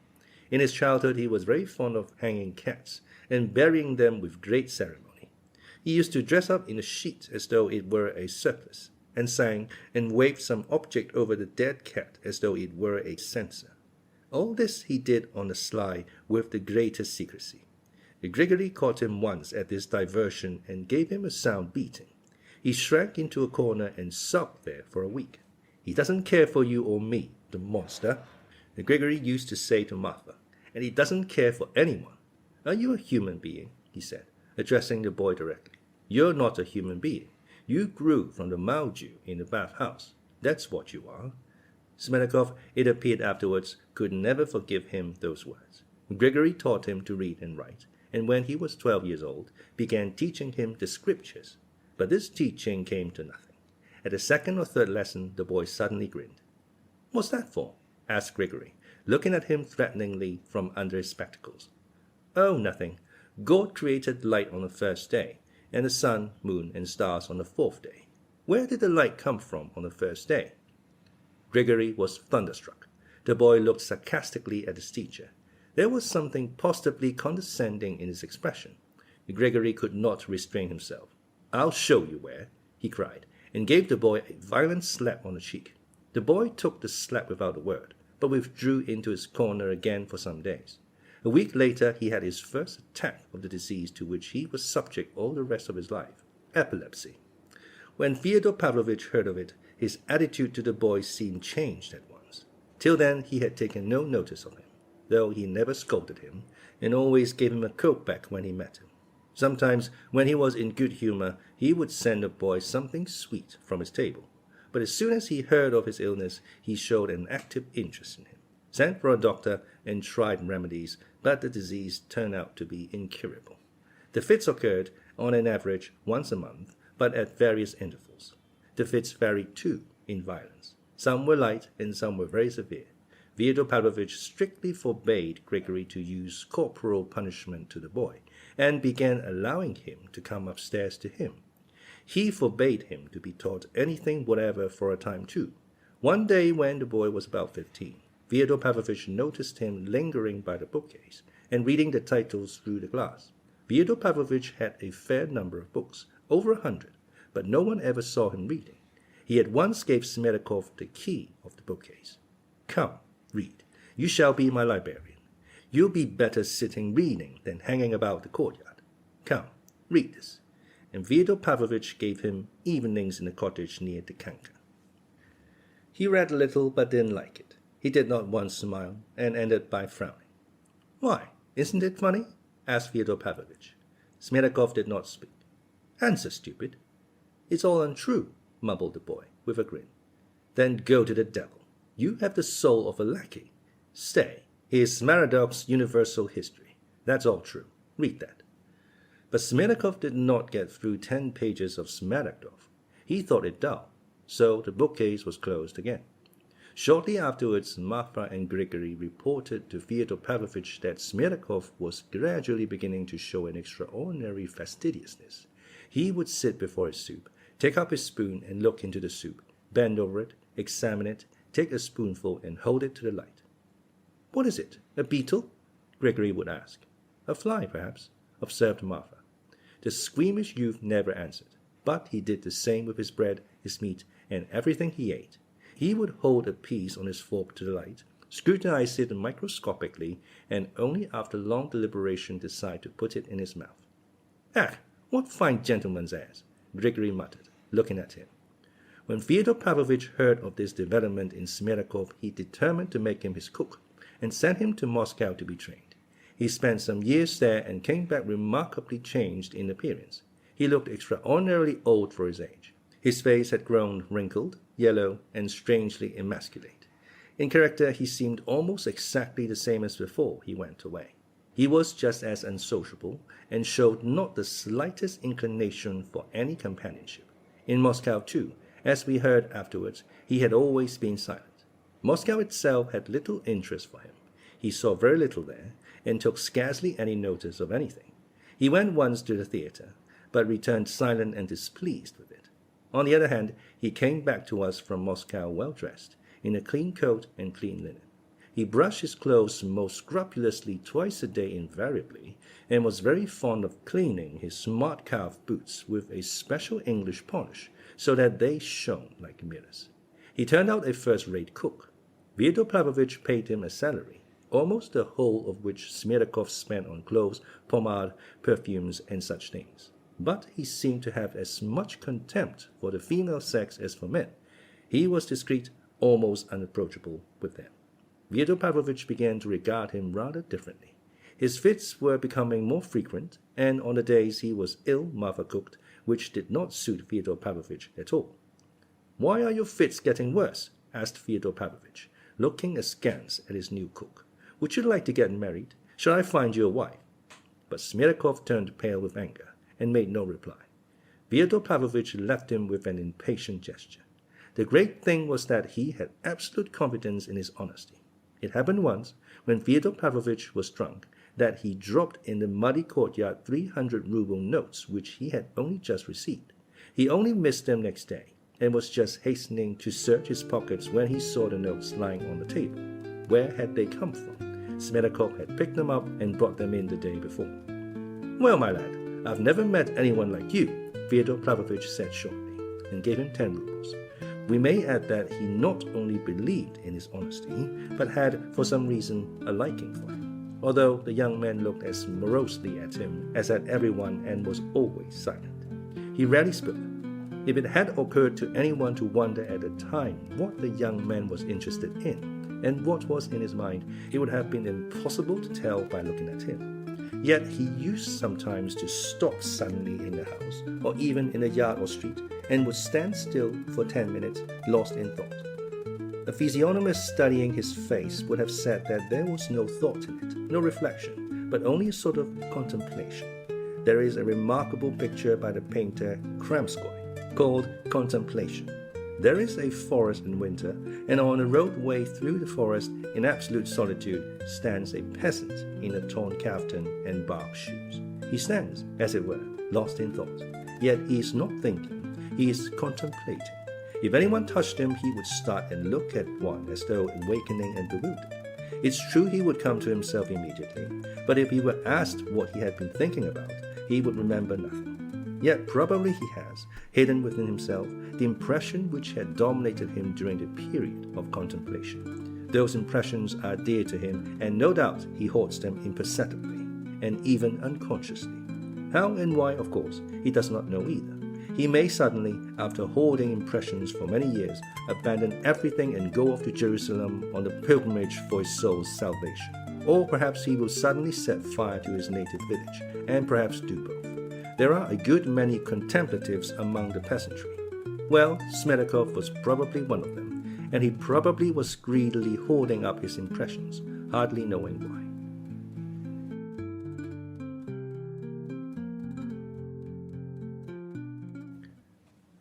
Chapter 7. The Controversy. But Balaam's ass had suddenly spoken. The subject was a strange one. Grigory had gone in the morning to make purchases, and had heard from the shopkeeper Lyukyanov the story of a Russian soldier which had appeared in a newspaper of that day. This soldier had been taken prisoner in some remote parts of Asia, and was threatened with an immediate agonizing death if he did not renounce Christianity and follow Islam. He refused to deny his faith, and was tortured, flayed alive, and died, praising and glorifying Christ. Grigory had related the story at table.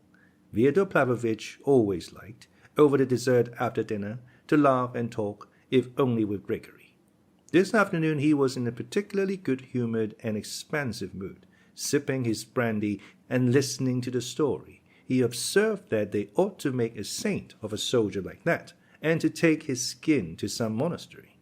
That would make the people flock and bring the money in. Grigory frowned, seeing that Fyodor Pavlovitch was by no means touched, but, as usual, was beginning to scoff. At that moment Smerdyakov, who was standing by the door, smiled. Smerdyakov often waited at table towards the end of dinner, and since Ivan's arrival in our town he had done so every day. "What are you grinning at?" asked Fyodor Pavlovitch, catching the smile instantly, and knowing that it referred to Grigory.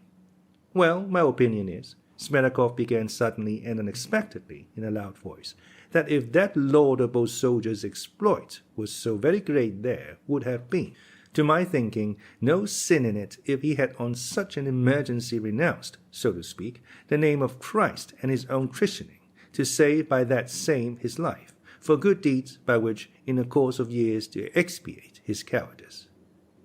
How could it not be a sin? You're talking nonsense. For that you go straight to hell and be roasted there like mutton, put in Fyodor Pavlovitch. It was at this point that Alyosha came in, and Fyodor Pavlovitch, as we have seen, was highly delighted at his appearance. "We're on your subject, he chuckled gleefully, making Alyosha sit down to listen. "As for mutton, that's not so, and there'll be nothing there for this, and there shouldn't be either, if it's according to justice," Smerdyakov maintained stoutly. "How do you mean according to justice?" Fyodor Pavlovitch cried still more gaily, nudging Alyosha with his knee. "He's a rascal, that's what he is," burst from Grigory. He looked Smerdyakov wrathfully in the face. "As for being a rascal, wait a little, Grigory Vasilievich," answered Smerdyakov with perfect composure. "You'd better consider yourself that, once I am taken prisoner by the enemies of the Christian race, and they demand from me to curse the name of God and to renounce my holy christening, I am fully entitled to act by my own reason, since there would be no sin in it." "But you've said that before. Don't waste words. Prove it," cried Fyodor Pavlovitch. "Soup maker," muttered Grigory contemptuously.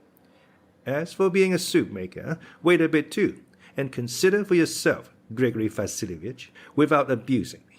For as soon as I say to those enemies, 'No, I'm not a Christian, and I curse my true God,' then at once, by God's high judgment, I become immediately and specially anathema accursed, and am cut off from the Holy Church, exactly as though I were a heathen, so that at that very instant, not only when I say it aloud, but when I think of saying it, before a quarter of a second has passed, I am cut off.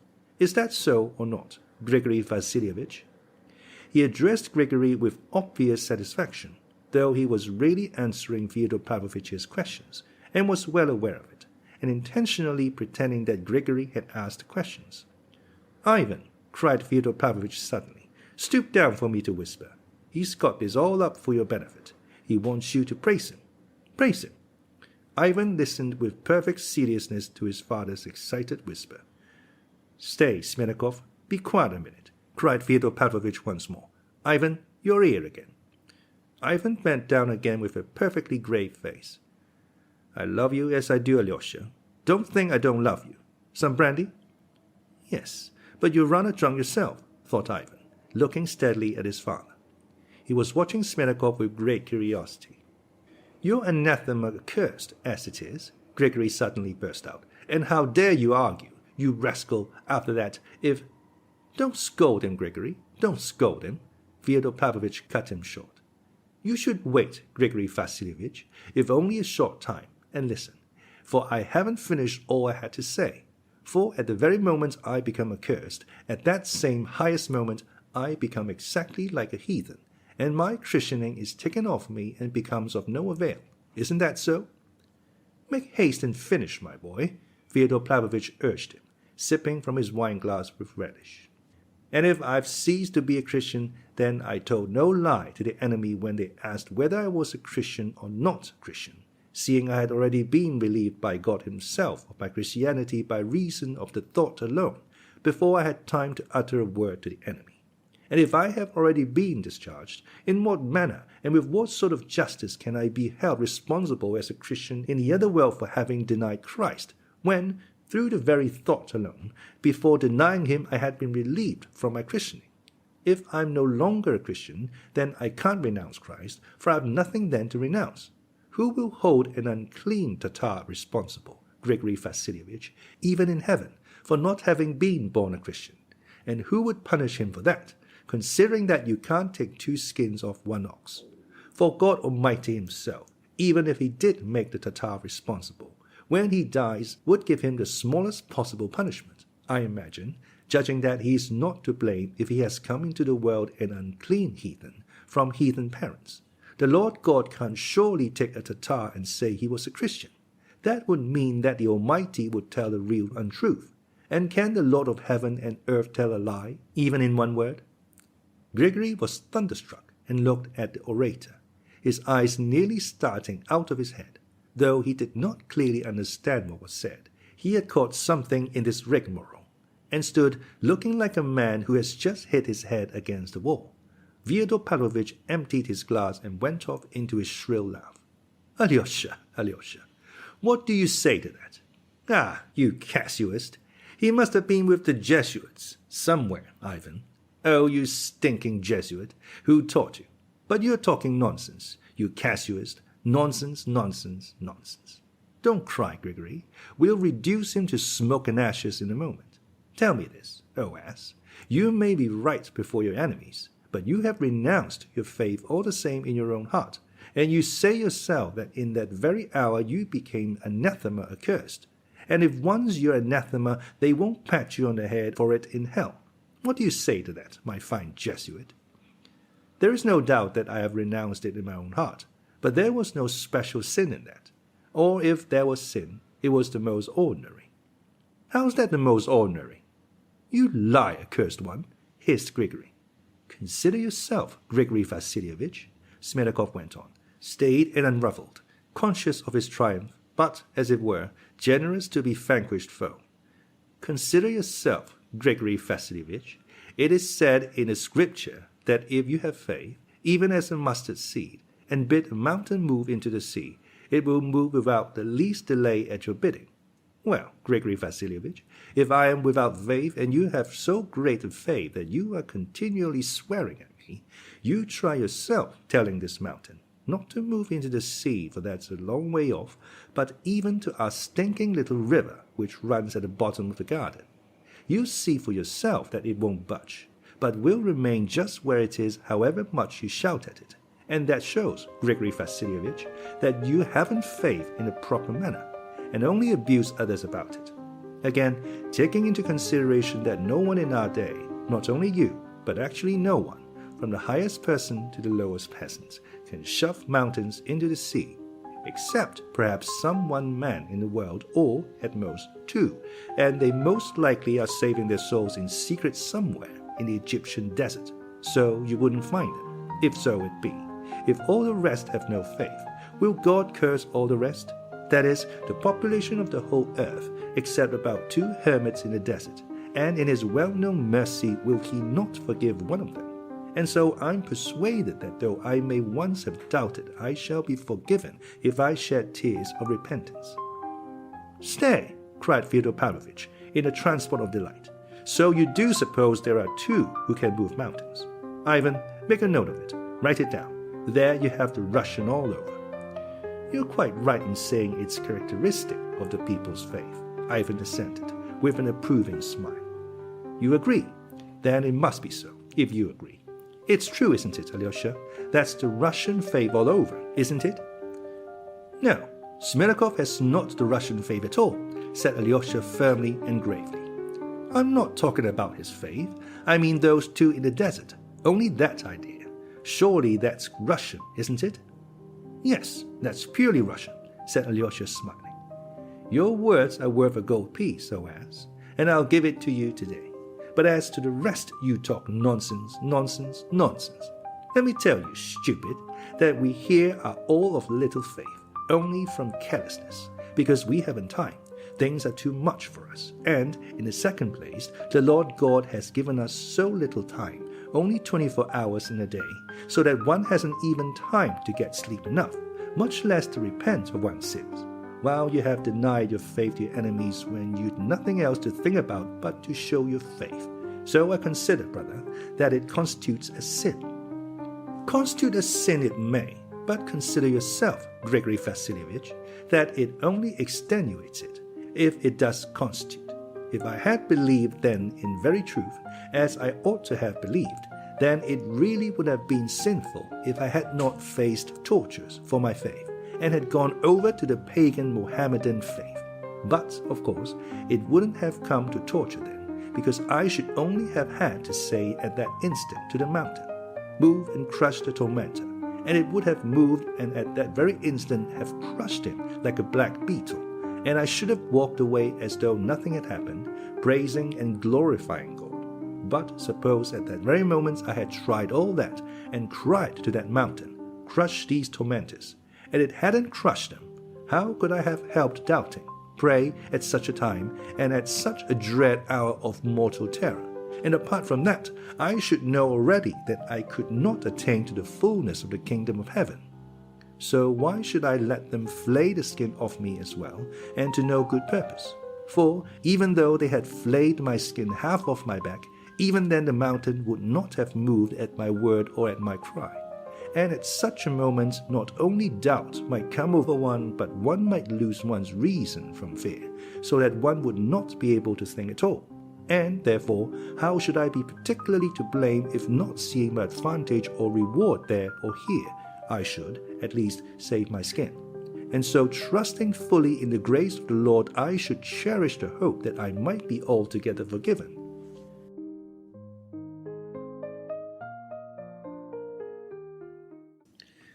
Chapter 8. Over the brandy. The controversy was over. But, strange to say, Fyodor Pavlovitch, who had been so gay, suddenly began frowning.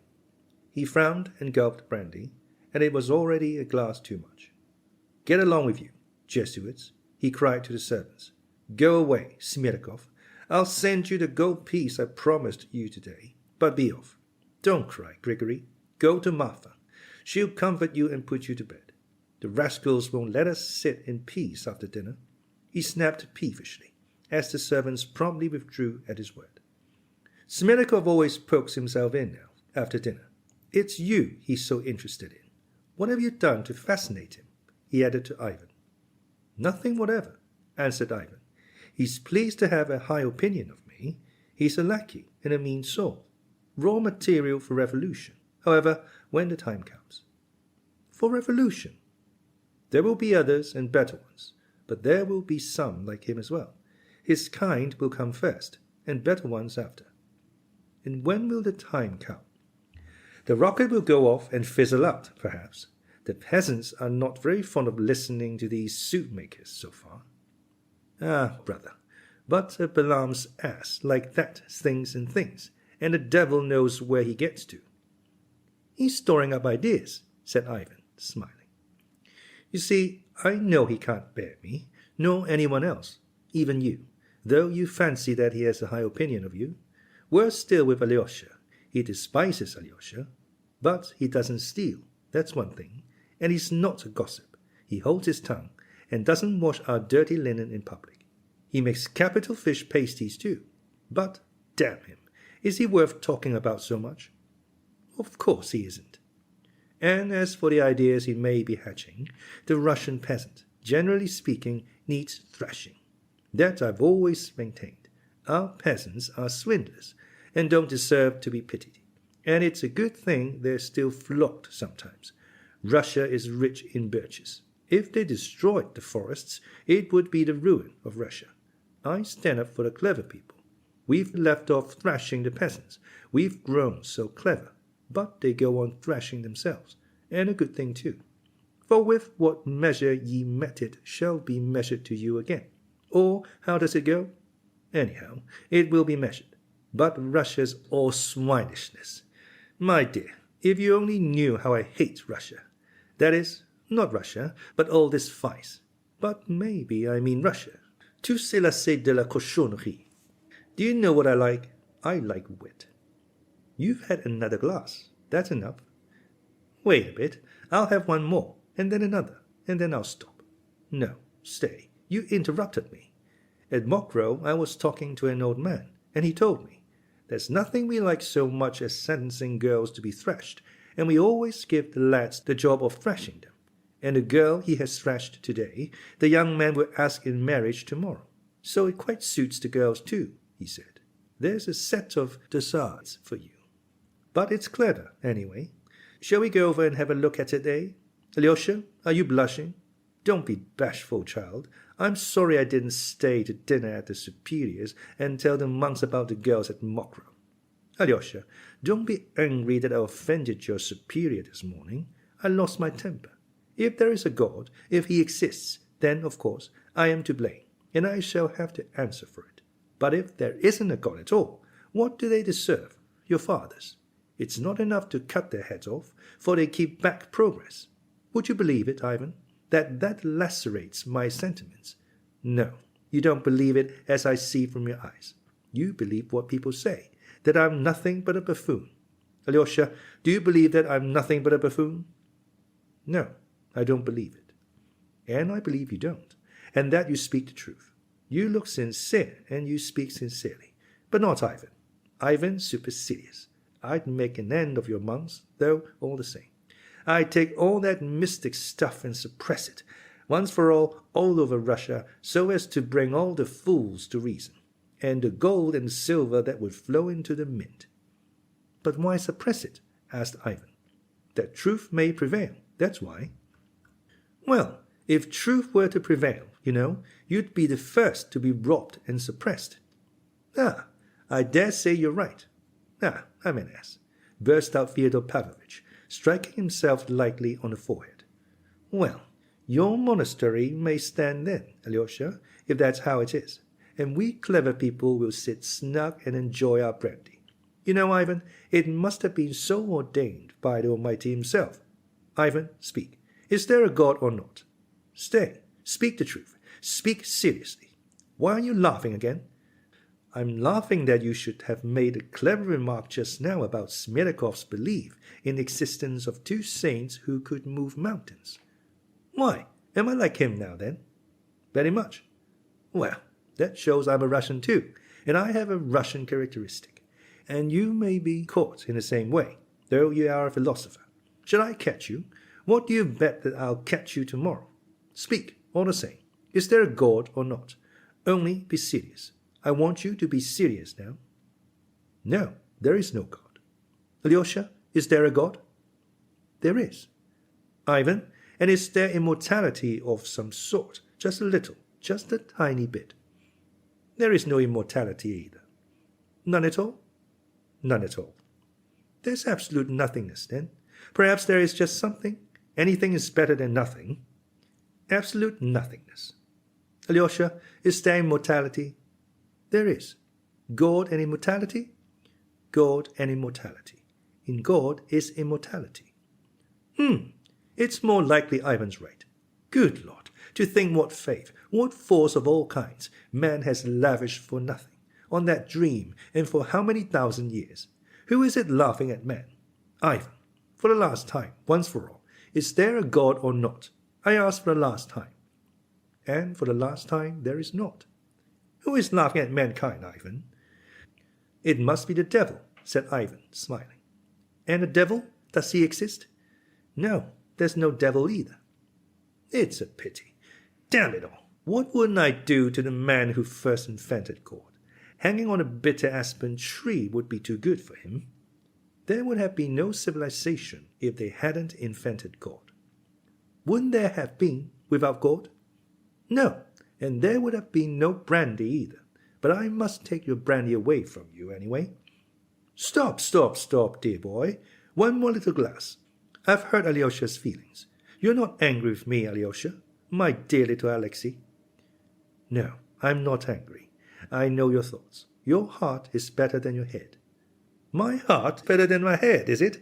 Oh, Lord, and that from you. Ivan, do you love Alyosha? Yes, you must love him.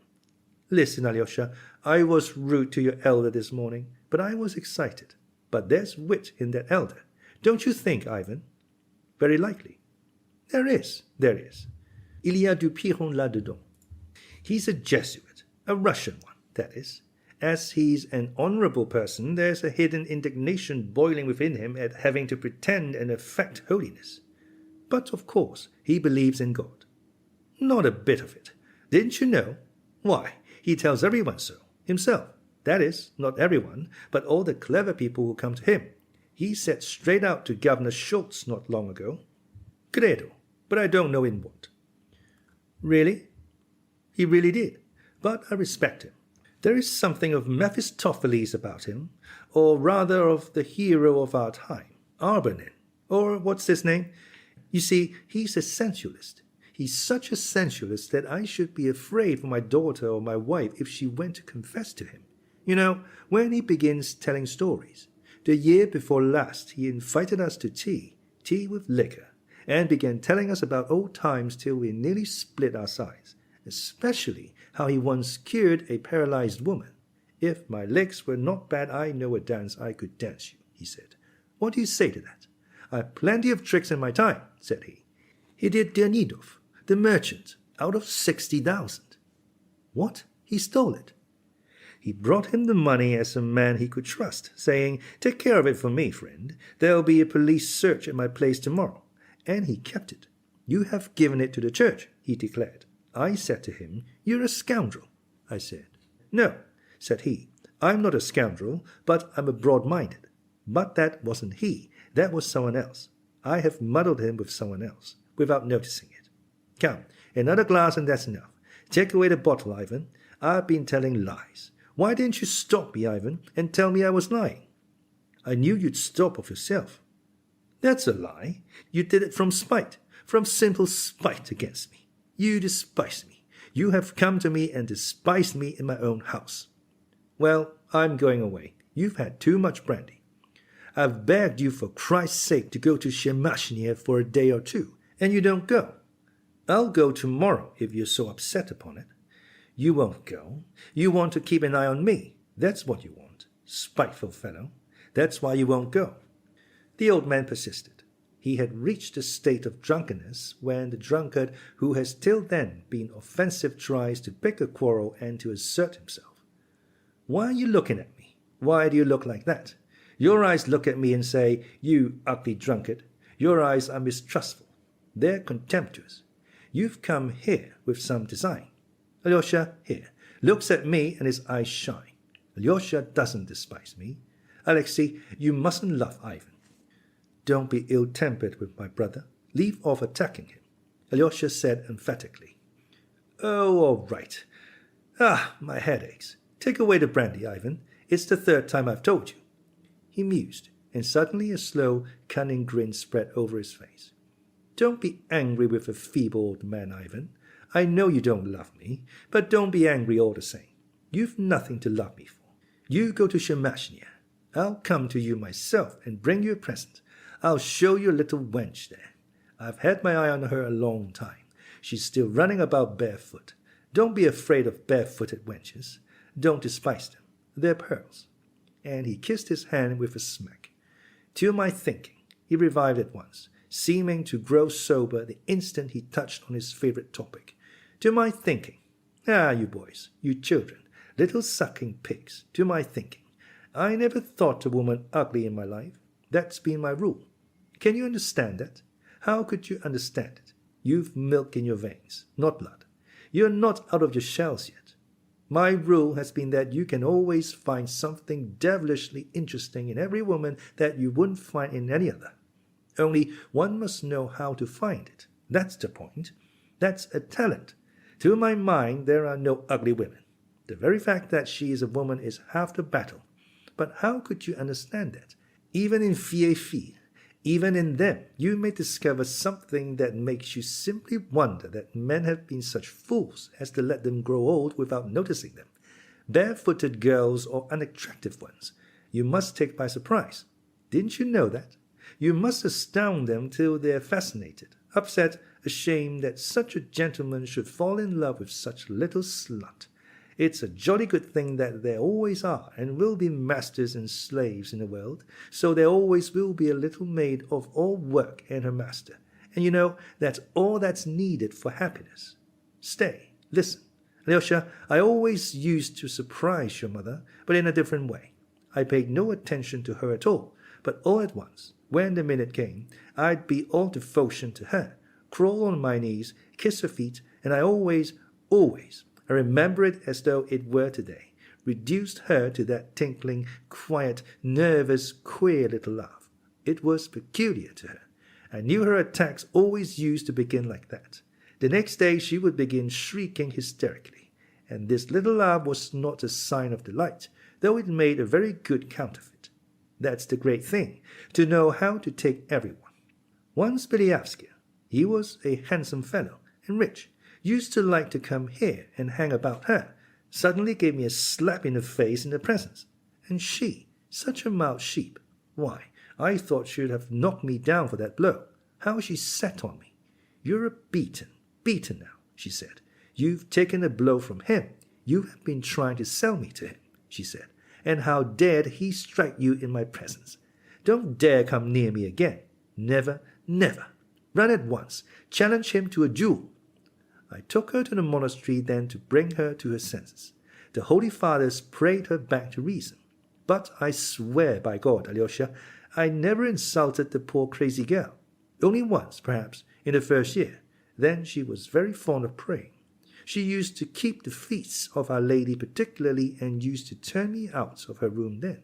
I'll knock that mysticism out of her, thought I. Here, said I, you see your holy image. Here it is. Here I take it down. You believe it's miraculous. But here, I'll spit on it directly and nothing will happen to me for it. When she saw it, good Lord, I thought she would kill me. But she only jumped up, wrung her hands, then suddenly hid her face in them, began trembling all over and fell on the floor, fell all of a heap. Alyosha, Alyosha, what's the matter? The old man jumped up in alarm. From the time he had begun speaking about his mother, a change had gradually come over Alyosha's face.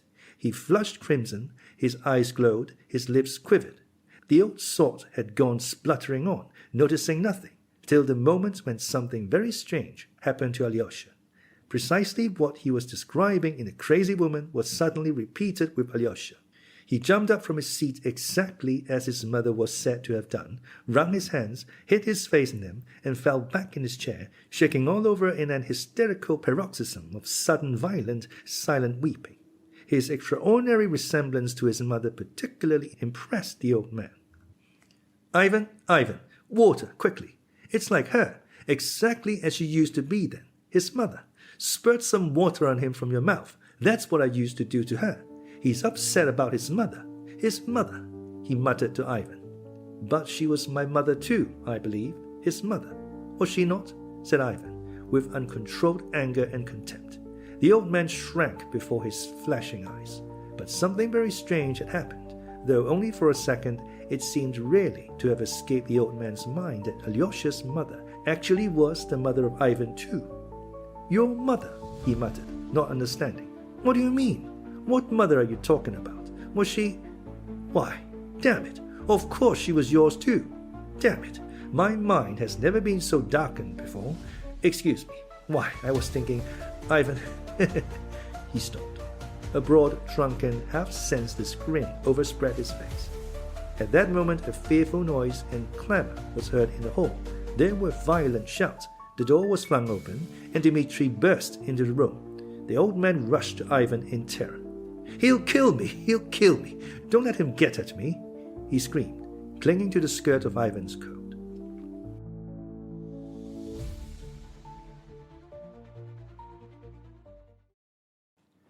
Chapter 9. The Sensualists. Grigory and Smerdyakov ran into the room after Dmitri. They had been struggling with him in the passage, refusing to admit him, acting on instructions given them by Fyodor Pavlovitch some days before. Taking advantage of the fact that Dmitri stopped a moment on entering the room to look about him, Grigory ran round the table, closed the double doors on the opposite side of the room leading to the inner apartments, and stood before the closed doors, stretching wide his arms, prepared to defend the entrance, so to speak, with the last drop of his blood. Seeing this, Dmitri uttered a scream rather than a shout and rushed at Grigory. Then she's there. She's hidden there. Out of the way, scoundrel. He tried to pull Grigory away, but the old servant pushed him back. Beside himself with fury, Dmitri struck out and hit Grigory with all his might. The old man fell like a log, and Dmitri, leaping over him, broke in the door. Smerdyakov remained pale and trembling at the other end of the room, huddling close to Fyodor Pavlovitch. She's here, shouted Dmitri. I saw her turn towards the house just now, but I couldn't catch her. Where is she? Where is she? That shout, she's here, produced an indescribable effect on Fyodor Pavlovitch. All his terror left him. Hold him, he cried, and dashed after Dmitri. Meanwhile, Grigory had got up from the floor, but still seemed stunned. Ivan and Alyosha ran after their father. In the third room, something was heard to fall on the floor with a ringing crash. It was a large glass vase, not an expensive one, on a marble pedestal which Dmitri had upset as he ran past it. "At him!" shouted the old man. "Help!" Ivan and Alyosha caught the old man and were forcibly bringing him back. "Why do you run after him? He'll murder you outright," Ivan cried wrathfully at his father. "Ivan, Alyosha, she must be here. Grushenka's here. He said he saw her himself, running." He was choking. He was not expecting Grushenka at the time, and the sudden news that she was here made him beside himself. He was trembling all over. He seemed frantic. "But you've seen for yourself that she hasn't come," cried Ivan. "But she may have come by that other entrance." "You know that entrance is locked, and you have the key." Dmitri suddenly reappeared in the drawing room.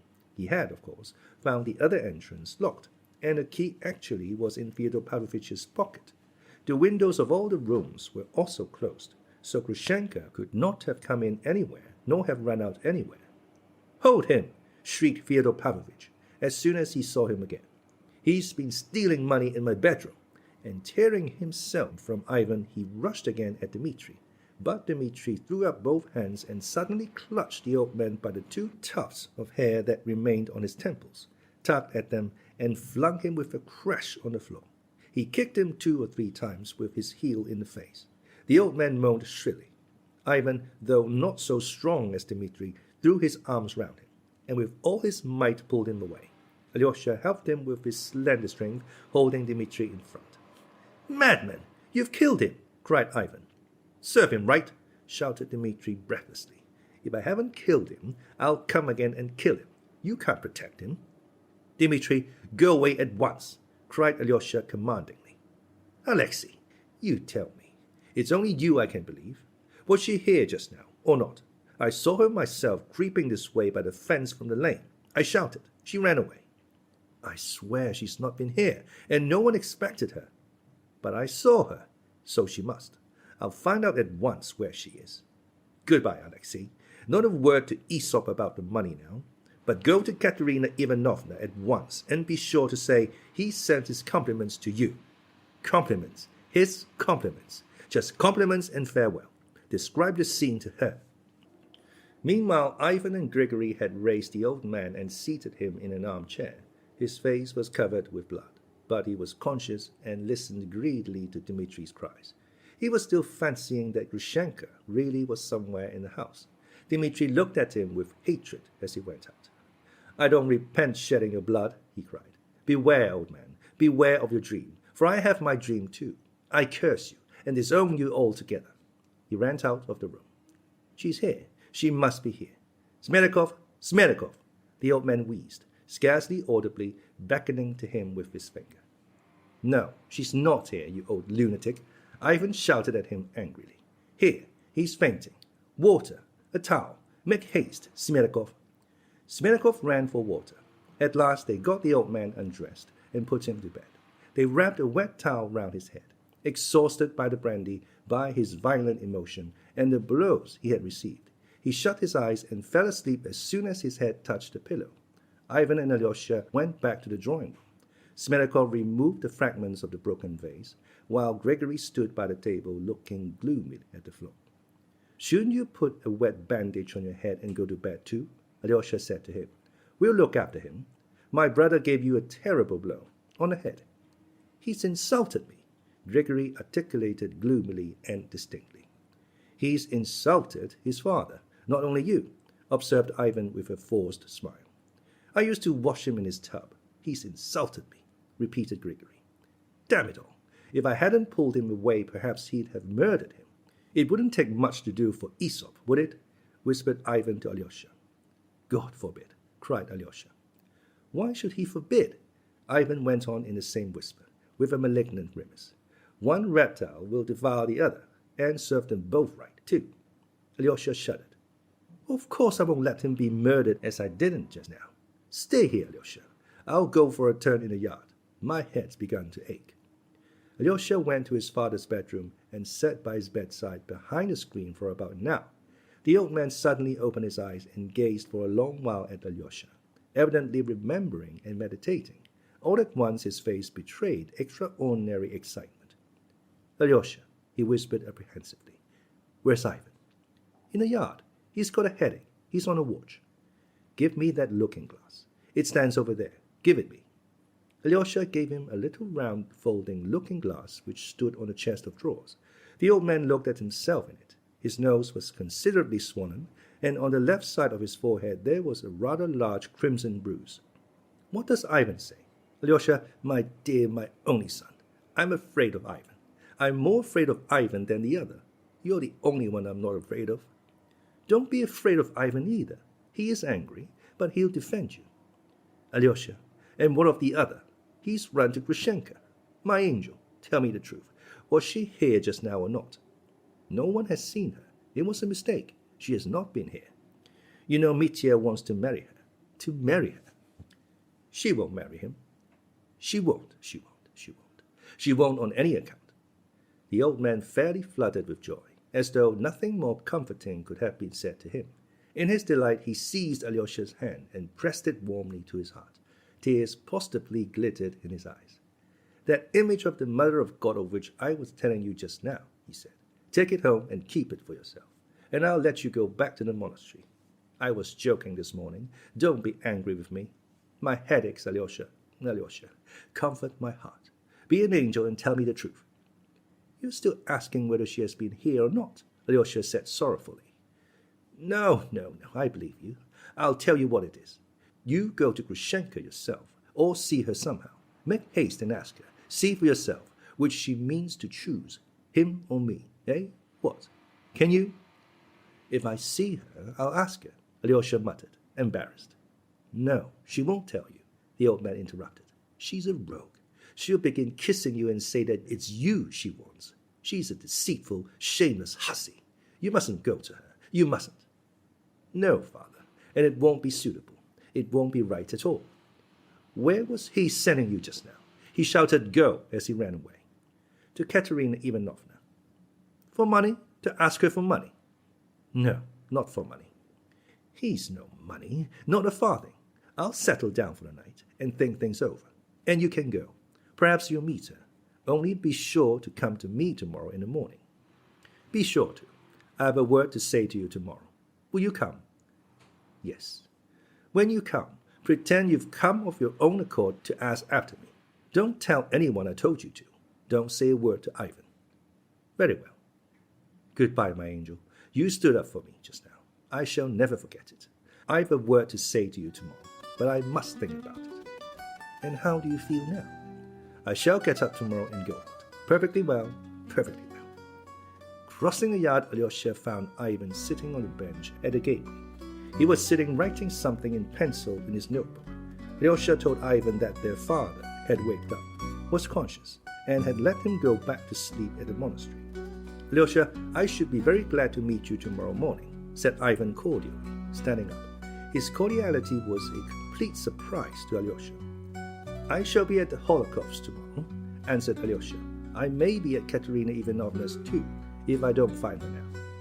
"But you're going to her now, anyway, for that compliments and farewell," said Ivan, smiling. Alyosha was disconcerted.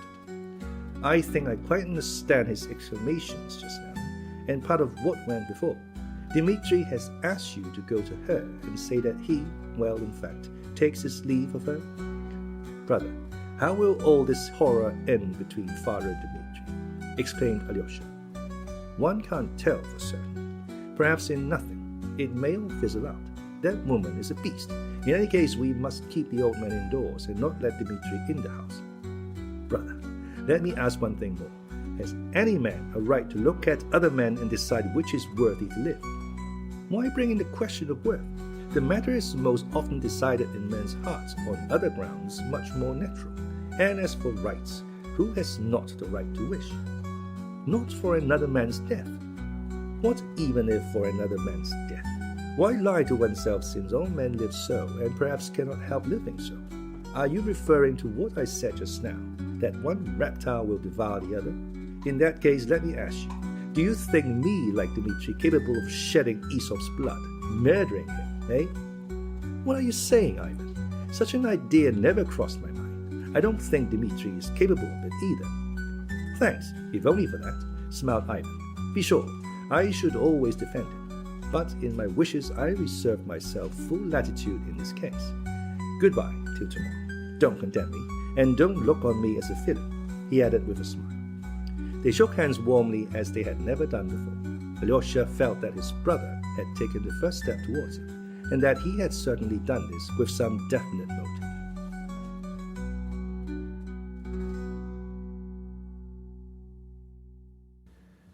Chapter 10. Both Together.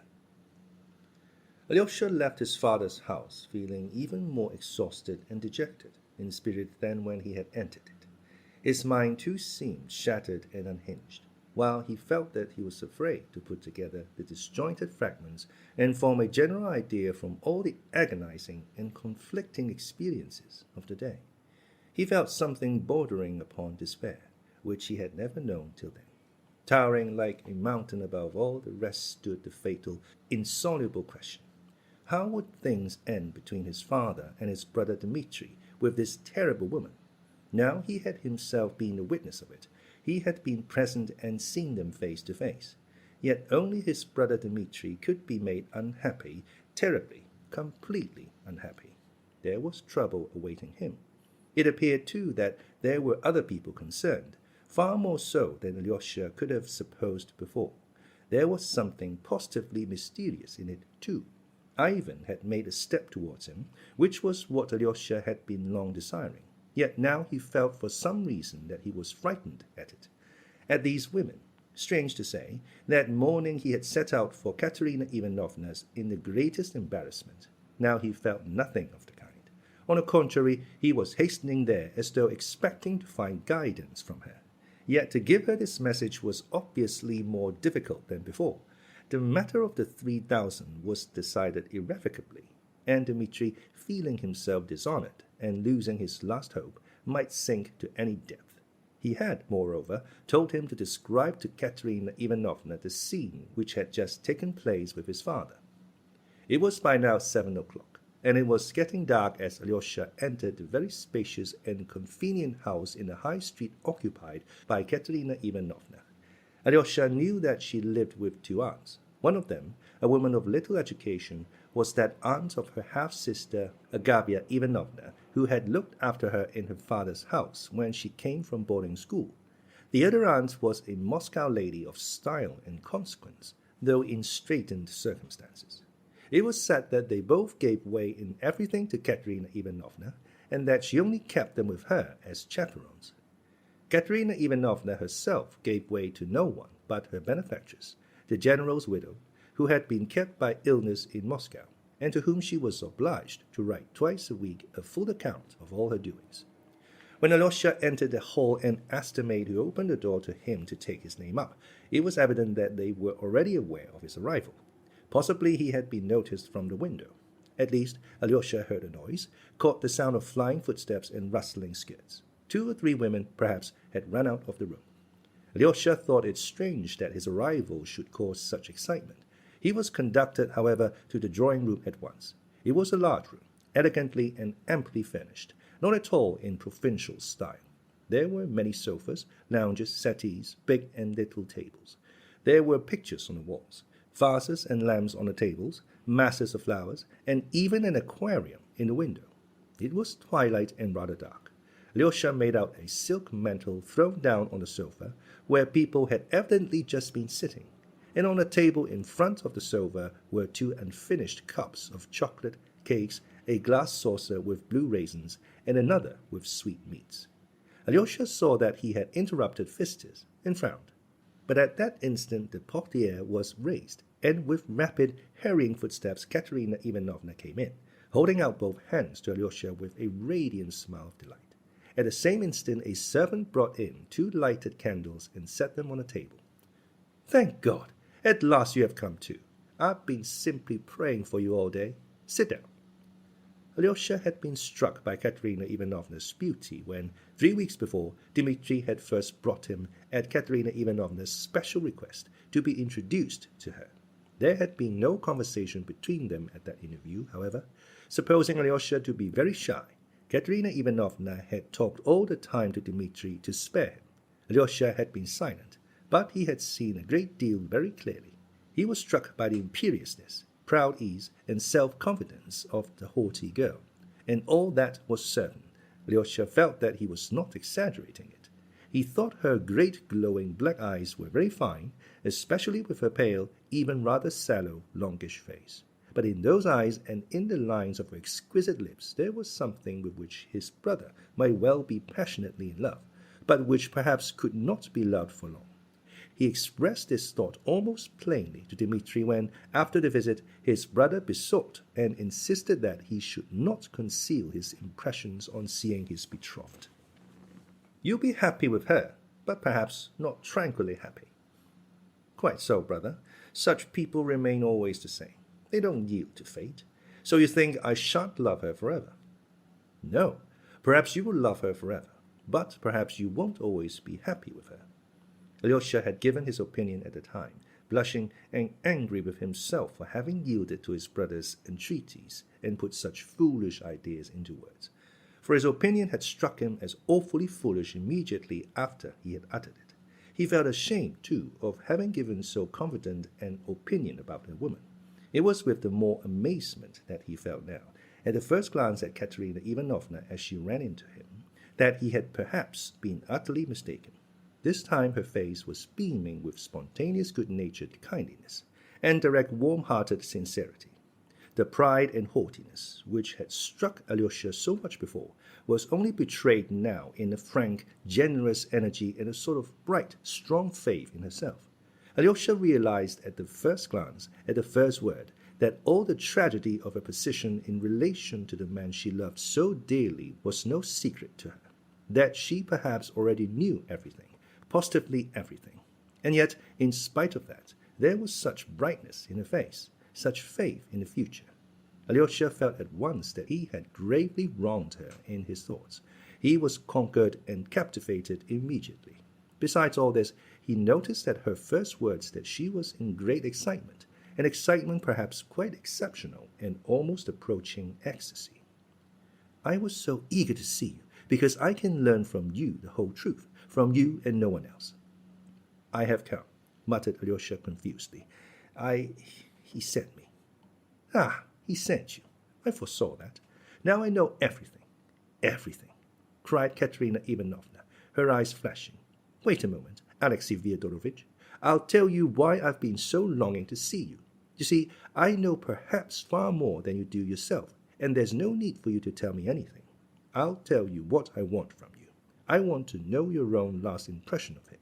I want you to tell me most directly, plainly, coarsely even, what you thought of him just now and of his position after your meeting with him today. That will perhaps be better than if I had a personal explanation with him, as he does not want to come to me. Do you understand what I want from you? Now, tell me simply. Tell me every word of the message he sent you with." "He told me to give you his compliments, and to say that he would never come again, but to give you his compliments." "His compliments? Was that what he said? His own expression?" "Yes." "Accidentally, perhaps he made a mistake in the word. Perhaps he did not use the right word?" "No, he told me precisely to repeat that word. He begged me 2 or 3 times not to forget to say so." Katerina Ivanovna flushed hotly. "Help me now, Alexey Fyodorovitch. Now I really need your help. I'll tell you what I think, and you must simply say whether it's right or not. Listen, if he had sent me his compliments in passing, without insisting on your repeating the words, without emphasizing them, that would be the end of everything. But if he particularly insisted on those words, if he particularly told you not to forget to repeat them to me, then perhaps he was in excitement, beside himself. He had made his decision and was frightened at it. He wasn't walking away from me with resolute step, but leaping headlong. The emphasis on that phrase may have been simply bravado." Yes, cried Alyosha warmly. "I believe that is it. And if so, he's not altogether lost. I can still save him. Say, did he not tell you anything about money, about 3,000 rubles?" "He did speak about it, and it's that more than anything that's crushing him. He said he had lost his honor and that nothing matters now," Alyosha answered warmly, feeling a rush of hope in his heart and believing that there really might be a way of escape and salvation for his brother. "But do you know about the money?" he added, and suddenly broke off. "I've known of it a long time. I telegraphed to Moscow to inquire, and heard long ago that the money had not arrived. He hadn't sent the money, but I said nothing. Last week I learned that he was still in need of money. My only object in all this was that he should know to whom to turn, and who was his true friend. No, he won't recognize that I am his truest friend. He won't know me, and looks on me merely as a woman. I've been tormented all the week, trying to think how to prevent him from being ashamed to face me because he spent that 3,000. Let him feel ashamed of himself. Let him be ashamed of other people's knowing, but not of my knowing. He can tell God everything without shame. Why is it he still does not understand how much I am ready to bear for his sake? Why doesn't he know me? How dare he not know me after all that has happened? I want to save him forever. Let him forget me as his betrothed. And here he fears that he is dishonored in my eyes. Why? He wasn't afraid to be open with you, Alexei Fyodorovitch. How is it that I don't deserve the same?" The last words she uttered in tears. Tears gushed from her eyes. "I must tell you," Alyosha began, his voice trembling too, "what happened just now between him and my father." And he described the whole scene, how Dmitri had sent him to get the money, how he had broken in, knocked his father down, and after that had again specially and emphatically begged him to take his compliments and farewell. He went to that woman, Alyosha added softly. "And do you suppose that I can't put up with that woman? Does he think I can't? But he won't marry her." She suddenly laughed nervously. "Could such a passion last forever in a Karamazov? It's passion, not love. He won't marry her because she won't marry him." Again, Katerina Ivanovna laughed strangely. "He may marry her," said Alyosha mournfully, looking down. "He won't marry her, I tell you. That girl is an angel. Do you know that? Do you know that?" Katerina Ivanovna exclaimed suddenly with extraordinary warmth. "She is one of the most fantastic of fantastic creatures. I know how bewitching she is, but I know too that she is kind, firm, and noble. Why do you look at me like that, Alexei Fyodorovitch? Perhaps you are wondering at my words. Perhaps you don't believe me." "Agrafiena Alexandrovna, my angel," she cried suddenly to someone, peeping into the next room. "Come in to us. This is a friend. This is Alyosha. He knows all about our affairs. Show yourself to him."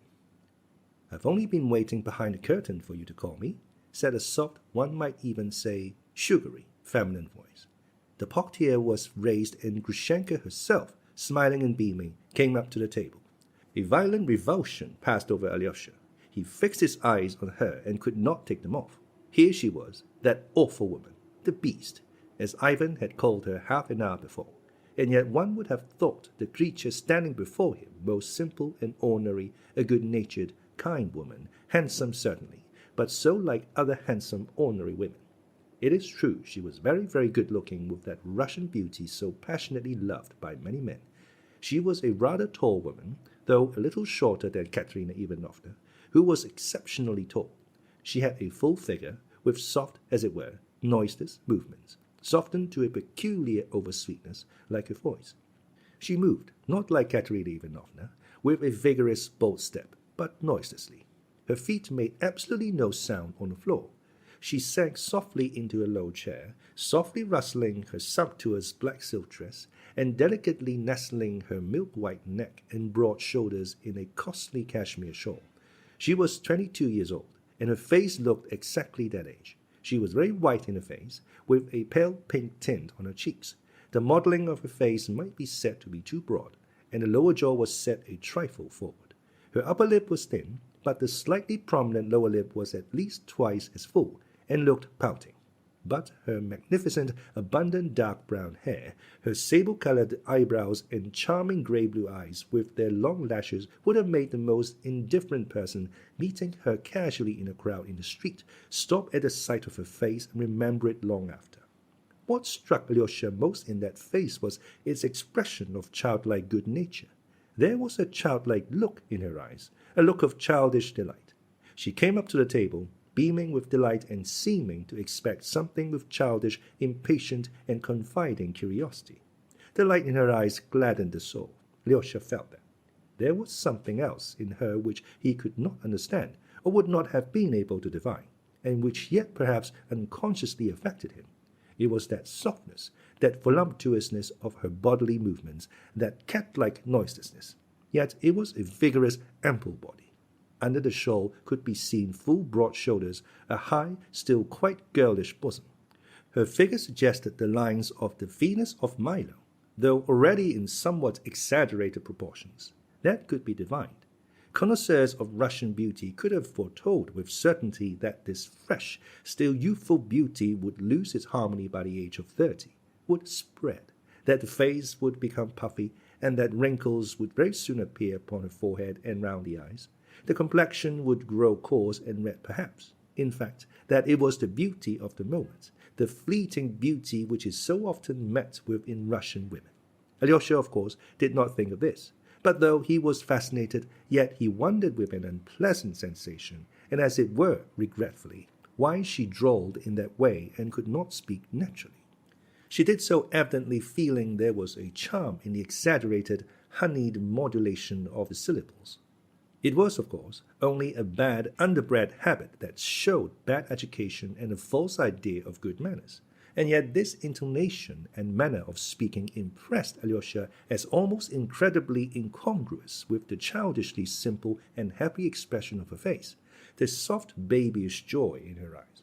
Katerina Ivanovna at once made her sit down in an armchair facing Alyosha, and ecstatically kissed her several times on her smiling lips. She seemed quite in love with her. "This is the first time we've met, Alexey Fyodorovitch," she said rapturously. "I wanted to know her, to see her. I wanted to go to her, but I'd no sooner expressed the wish than she came to me. I knew we should settle everything together, everything. My heart told me so. I was begged not to take the step, but I foresaw it would be a way out of the difficulty, and I was not mistaken. Grushenka has explained everything to me, told me all she means to do. She flew here like an angel of goodness and brought us peace and joy." "You did not disdain me, sweet, excellent young lady," drawled Grushenka in her sing-song voice, still with the same charming smile of delight. "Don't dare to speak to me like that, you sorceress, you witch. Disdain you. Here, I must kiss your lower lip once more. It looks as though it were swollen, and now it will be more so, and more and more. Look how she laughs, Alexey Fyodorovitch. It does one's heart good to see the angel." Alyosha flushed and faint. Imperceptible shivers kept running down him. "You make so much of me, dear young lady, and perhaps I'm not at all worthy of your kindness." "Not worthy? She's not worthy of it," Katerina Ivanovna cried again with the same warmth. "You know, Alexey Fyodorovitch, we're fanciful, we're self-willed, but proudest of the proud in our little heart. We're noble, we're generous, Alexey Fyodorovitch, let me tell you. We have only been unfortunate. We were too ready to make every sacrifice for an unworthy, perhaps a fickle man. There was one man, an officer too. We loved him. We sacrificed everything to him. That was long ago, 5 years ago, and he has forgotten us. He has married. Now he is a widower, he has written, he is coming here, and, do you know, we've loved him, none but him, all this time, and we've loved him all our life. He will come, and Grushenka will be happy again. For the last 5 years she's been wretched. But who can reproach her? Who can boast of her favor? Only that bedridden old merchant, but he is more like her father, her friend, her protector. He found her then in despair, in agony, deserted by the man she loved. She was ready to drown herself then, but the old merchant saved her. Saved her. You defend me very kindly, dear young lady. You are in a great hurry about everything, Grushenka drawled again. Defend you? Is it for me to defend you? Should I dare to defend you?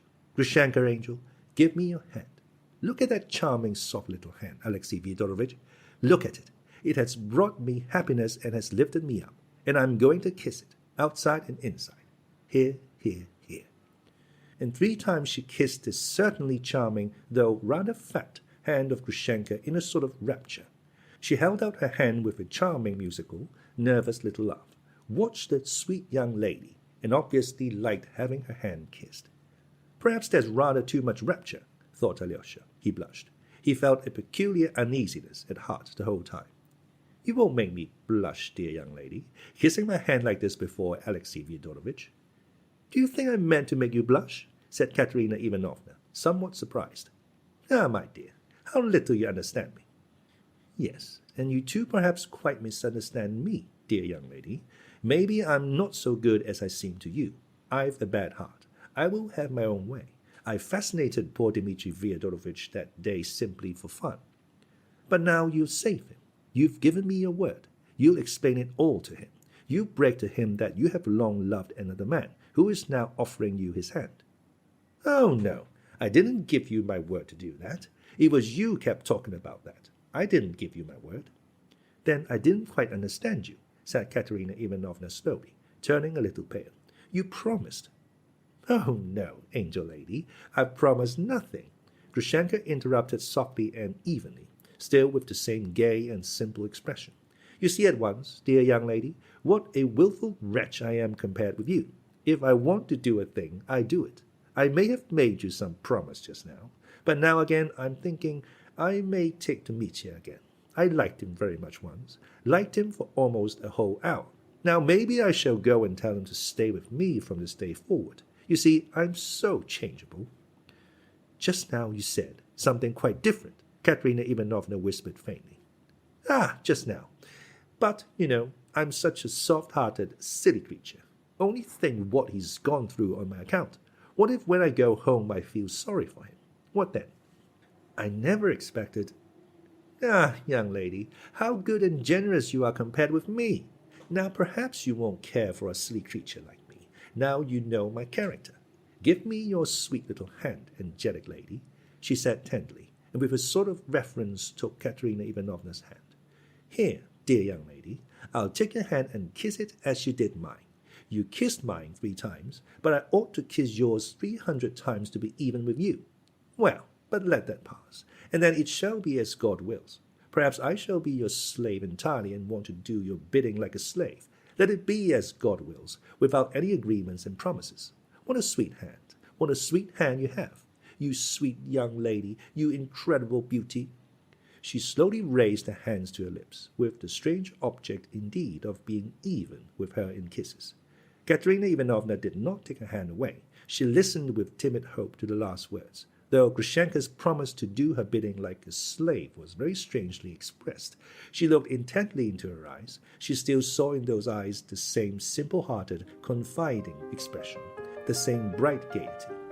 She's perhaps too naive, thought Katerina Ivanovna, with a gleam of hope. Grushenka meanwhile seemed enthusiastic over the sweet hand.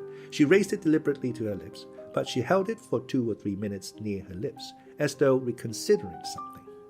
Do you know, angel lady, she suddenly drawled in an even more soft and sugary voice, do you know, after all, I think I won't kiss your hand. And she laughed a little merry laugh. As you please. What's the matter with you? Said Katerina Ivanovna, starting suddenly. So that you may be left to remember that you kissed my hand, but I didn't kiss yours. There was a sudden gleam in her eyes. She looked with awful intentness at Katerina Ivanovna. Insolent creature, cried Katerina Ivanovna, as though suddenly grasping something. She flushed all over and leapt up from her seat. Grushenka too got up, but without haste.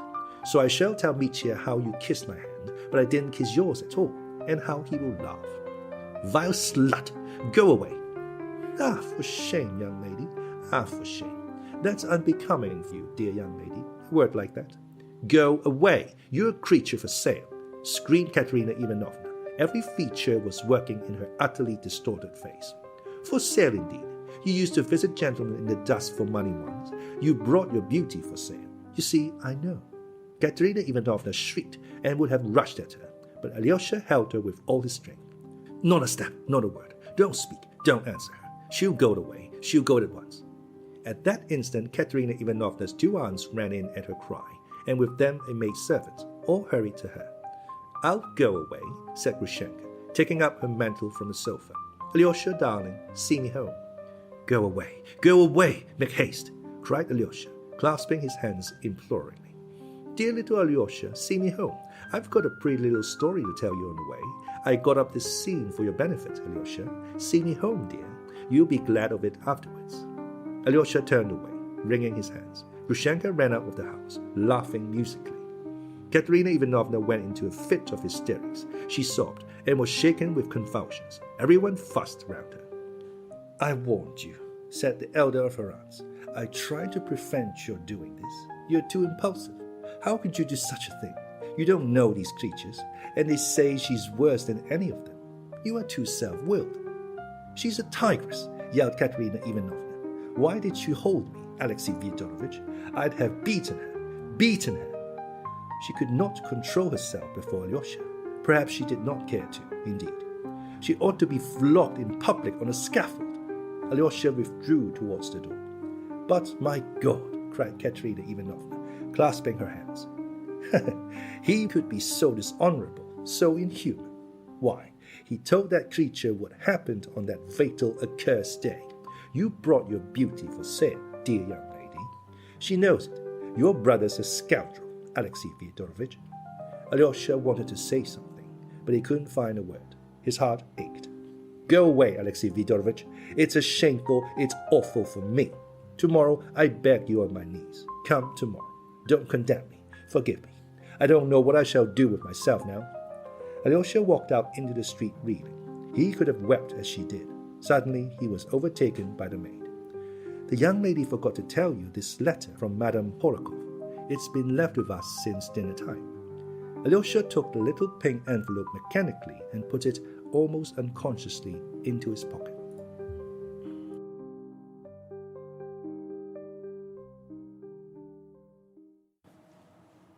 Chapter 11. Another reputation ruined. It was not much more than 3/4 of a mile from the town to the monastery. Alyosha walked quickly along the road, at that hour deserted. It was almost night, and too dark to see anything clearly at 30 paces ahead. There were crossroads halfway. The figure came into sight under a solitary willow at the crossroads. As soon as Alyosha reached the crossroads, the figure moved out and rushed at him, shouting savagely, "Your money or your life!" "So is you, Mitya," cried Alyosha, in surprise, violently startled, however. "Ha! You didn't expect me? I wondered where to wait for you. By her house? There are 3 ways from it, and I might have missed you. At last I thought of waiting here, for you had to pass here. There's no other way to the monastery. Come, tell me the truth. Crush me like a beetle. But what's the matter?" "Nothing, brother. It's the fright you gave me. Oh, Dmitri, father's blood just now. You almost killed him, cursed him, and now, here, you're making jokes. Your money or your life." "Well, what of that? It's not seemly, is that it? Not suitable in my position?" "No, I only—" "Stay, look at the night. You see what a dark night, what clouds, what a wind has risen. I hid here under the willow waiting for you. And as gods above, I suddenly thought, why go on in misery any longer? What is there to wait for? Here I have a willow, a handkerchief, a shirt. I can twist them into a rope in a minute, and braces besides, and why go on burdening the earth, dishonoring it with my vile presence? And then I heard you coming.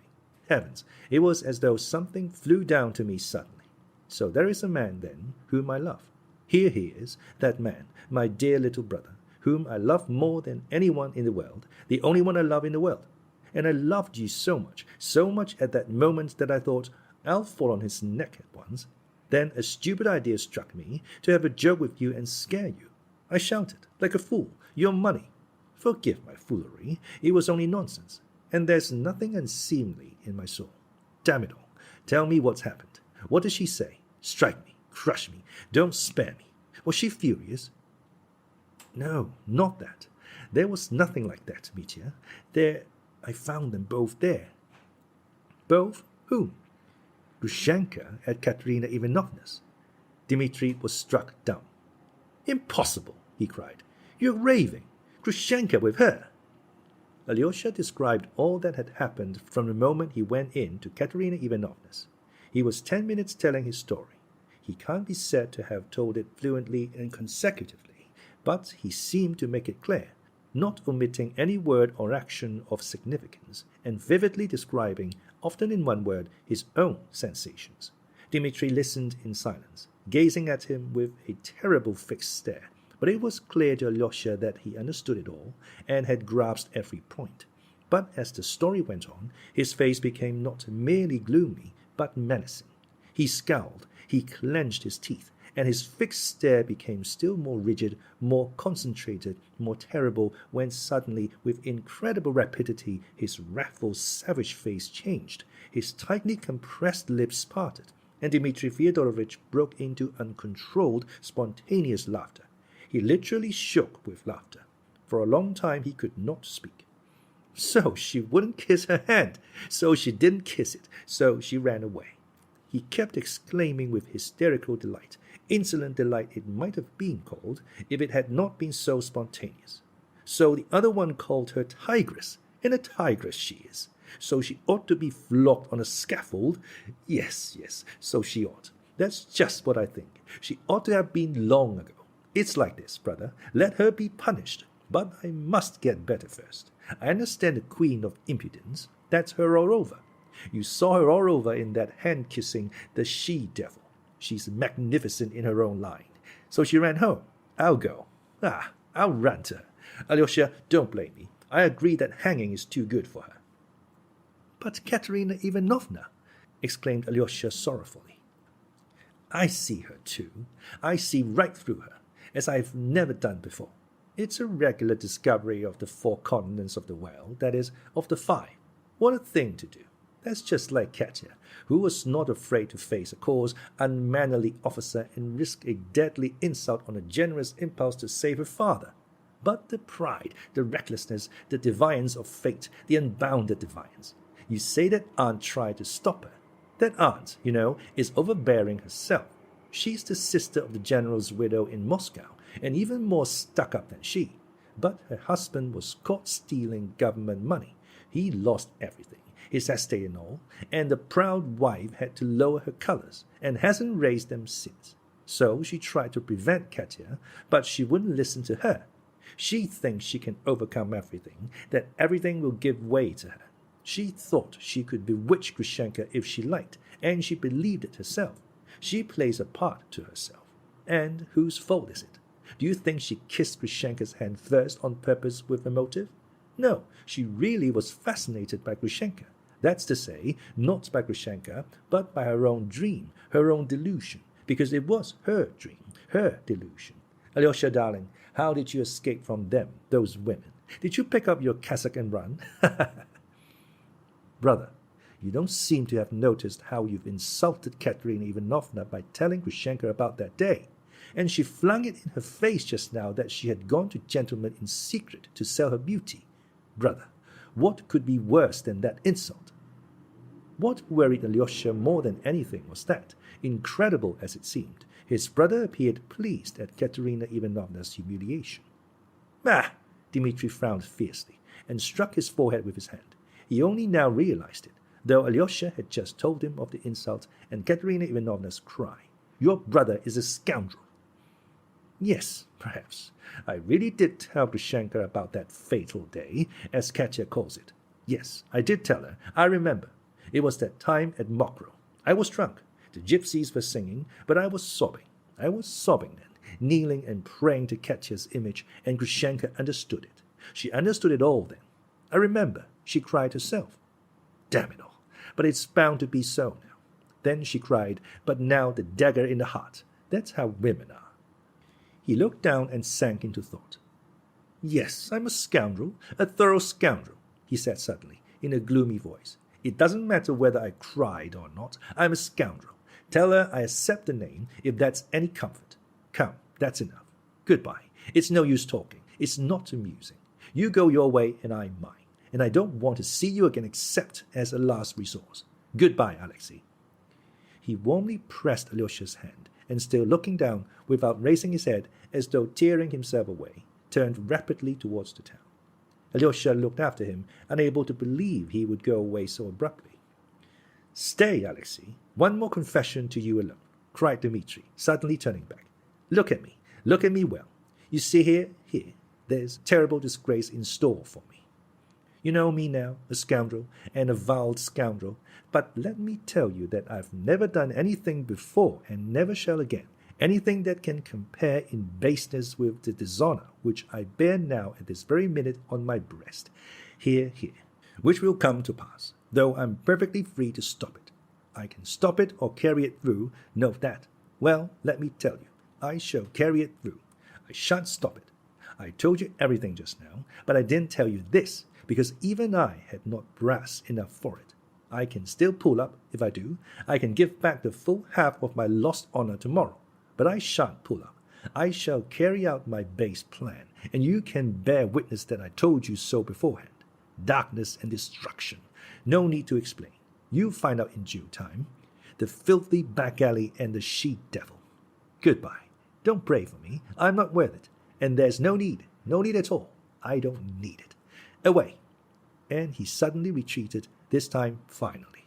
Alyosha went towards the monastery. What? I shall never see him again. What is he saying? He wondered wildly. Why, I shall certainly see him tomorrow. I shall look him up. I shall make a point of it. What does he mean? He went round the monastery and crossed the pine wood to the hermitage. The door was open to him, though no one was admitted at that hour. There was a tremor in his heart as he went into Father Zossima's cell. Why, had he gone forth? Why had he sent him into the world? Here was peace, here was holiness, but there was confusion. There was darkness in which one lost one's way and went astray at once.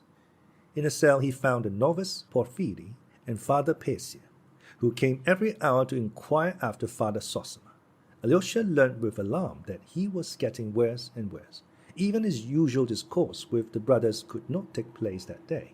As a rule, every evening after service, the monks flocked into Father Zossima's cell, and all confessed aloud their sins of the day, their sinful thoughts and temptations, even their disputes, if there had been any.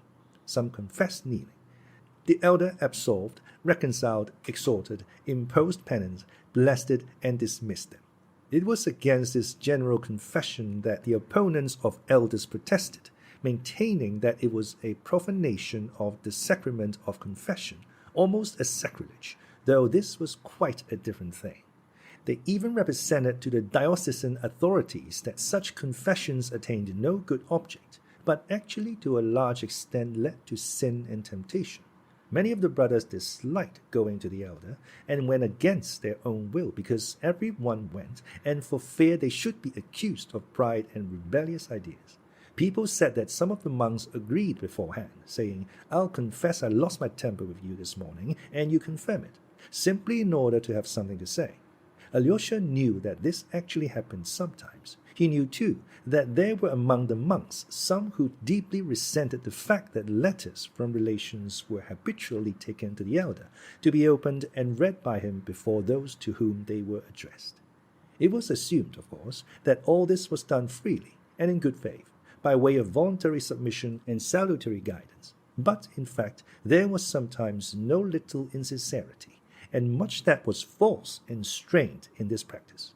Yet the older and more experienced of the monks adhered to their opinion, arguing that for those who have come within these walls sincerely seeking salvation, such obedience and sacrifice will certainly be salutary and of great benefit.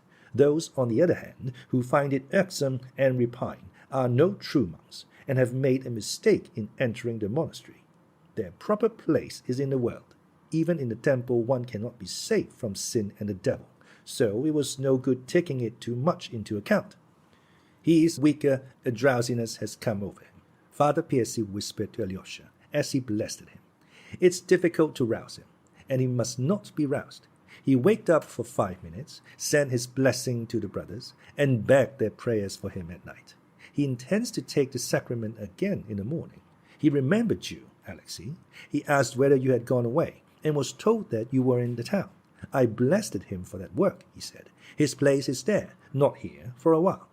Those were his words about you. He remembered you lovingly, with anxiety. Do you understand how he honored you? But how is it that he has decided that you shall spend some time in the world? He must have foreseen something in your destiny. Understand, Alexei, that if you return to the world, it must be to do the duty laid upon you by your elder, and not for frivolous vanity and worldly pleasures. Father Percy went out. Alyosha had no doubt that Father Zossima was dying, though he might live another day or two. Alyosha firmly and ardently resolved that in spite of his promises to his father, the Hohlakovs, and Katerina Ivanovna, he would not leave the monastery next day, but would remain with his elder to the end.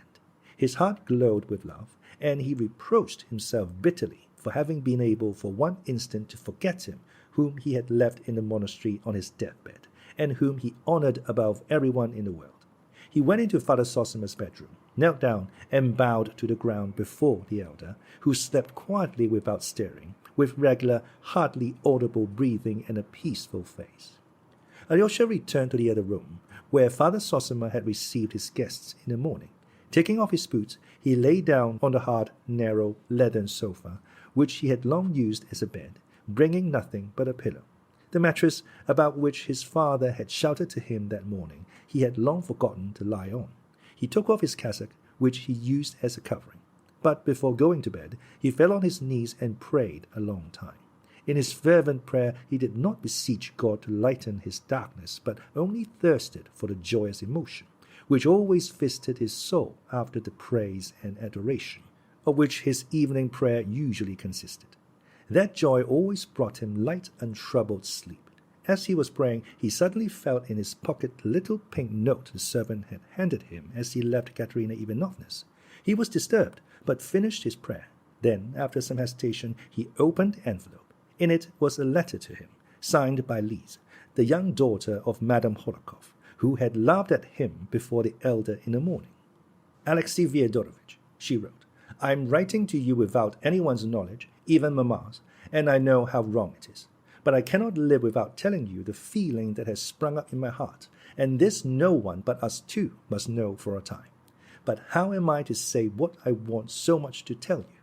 Paper, they say, does not blush. But I assure you it's not true, and that it's blushing just as I am now, all over. Dear Alyosha, I love you. I've loved you from my childhood, since our Moscow days, when you were very different from what you are now, and I shall love you all my life. My heart has chosen you, to unite our lives and pass them together till our old age. Of course, on condition that you will leave the monastery. As for our age, we will wait for the time fixed by the law. By that time, I shall certainly be quite strong. I shall be walking and dancing. There can be no doubt of that. You see how I've thought of everything. There's only one thing I can't imagine. What you think of me when you read this. I'm always laughing and being naughty. I made you angry this morning, but I assure you before I took up my pen, I prayed before the image of the Mother of God, and now I'm praying and almost crying. My secret is in your hands. When you come tomorrow, I don't know how I shall look at you. Now, Alexey Fyodorovich, what if I can't restrain myself like a silly and laugh when I look at you as I did today? You think I'm a nasty girl making fun of you, and you won't believe my letter. And so I beg you, dear one, if you've any pity for me, when you come tomorrow, don't look at me straight in the face. For if I meet your eyes, it will be sure to make me laugh, especially as you'll be in that long gown. I feel cold all over when I think of it, so when you come, don't look at me at all for a time. Look at Mamma or at the window. Here I've written you a love letter. Oh dear, what have I done? Alyosha, don't despise me, and if I've done something very horrid and wounded you, forgive me. Now the secret of my reputation, ruined perhaps forever, is in your hands. I shall certainly cry today. Goodbye till our meeting, our awful meeting. Liz. P.S. Alyosha, you must come. Liz. Alyosha read the note in amazement, read it through twice, thought a little, and suddenly laughed a soft, sweet laugh. He started. That laugh seemed to him sinful. But a minute later he laughed again, just as softly and happily. He slowly replaced the note in the envelope, crossed himself, and lay down. The agitation in his heart passed at once. God, have mercy upon all of them. Have all these unhappy and turbulent souls in thy keeping, and set them in the right path. All ways are thine. Save them according to thy wisdom. Thou art love. Thou wilt send joy to all. Alyosha murmured, crossing himself and falling into peaceful sleep.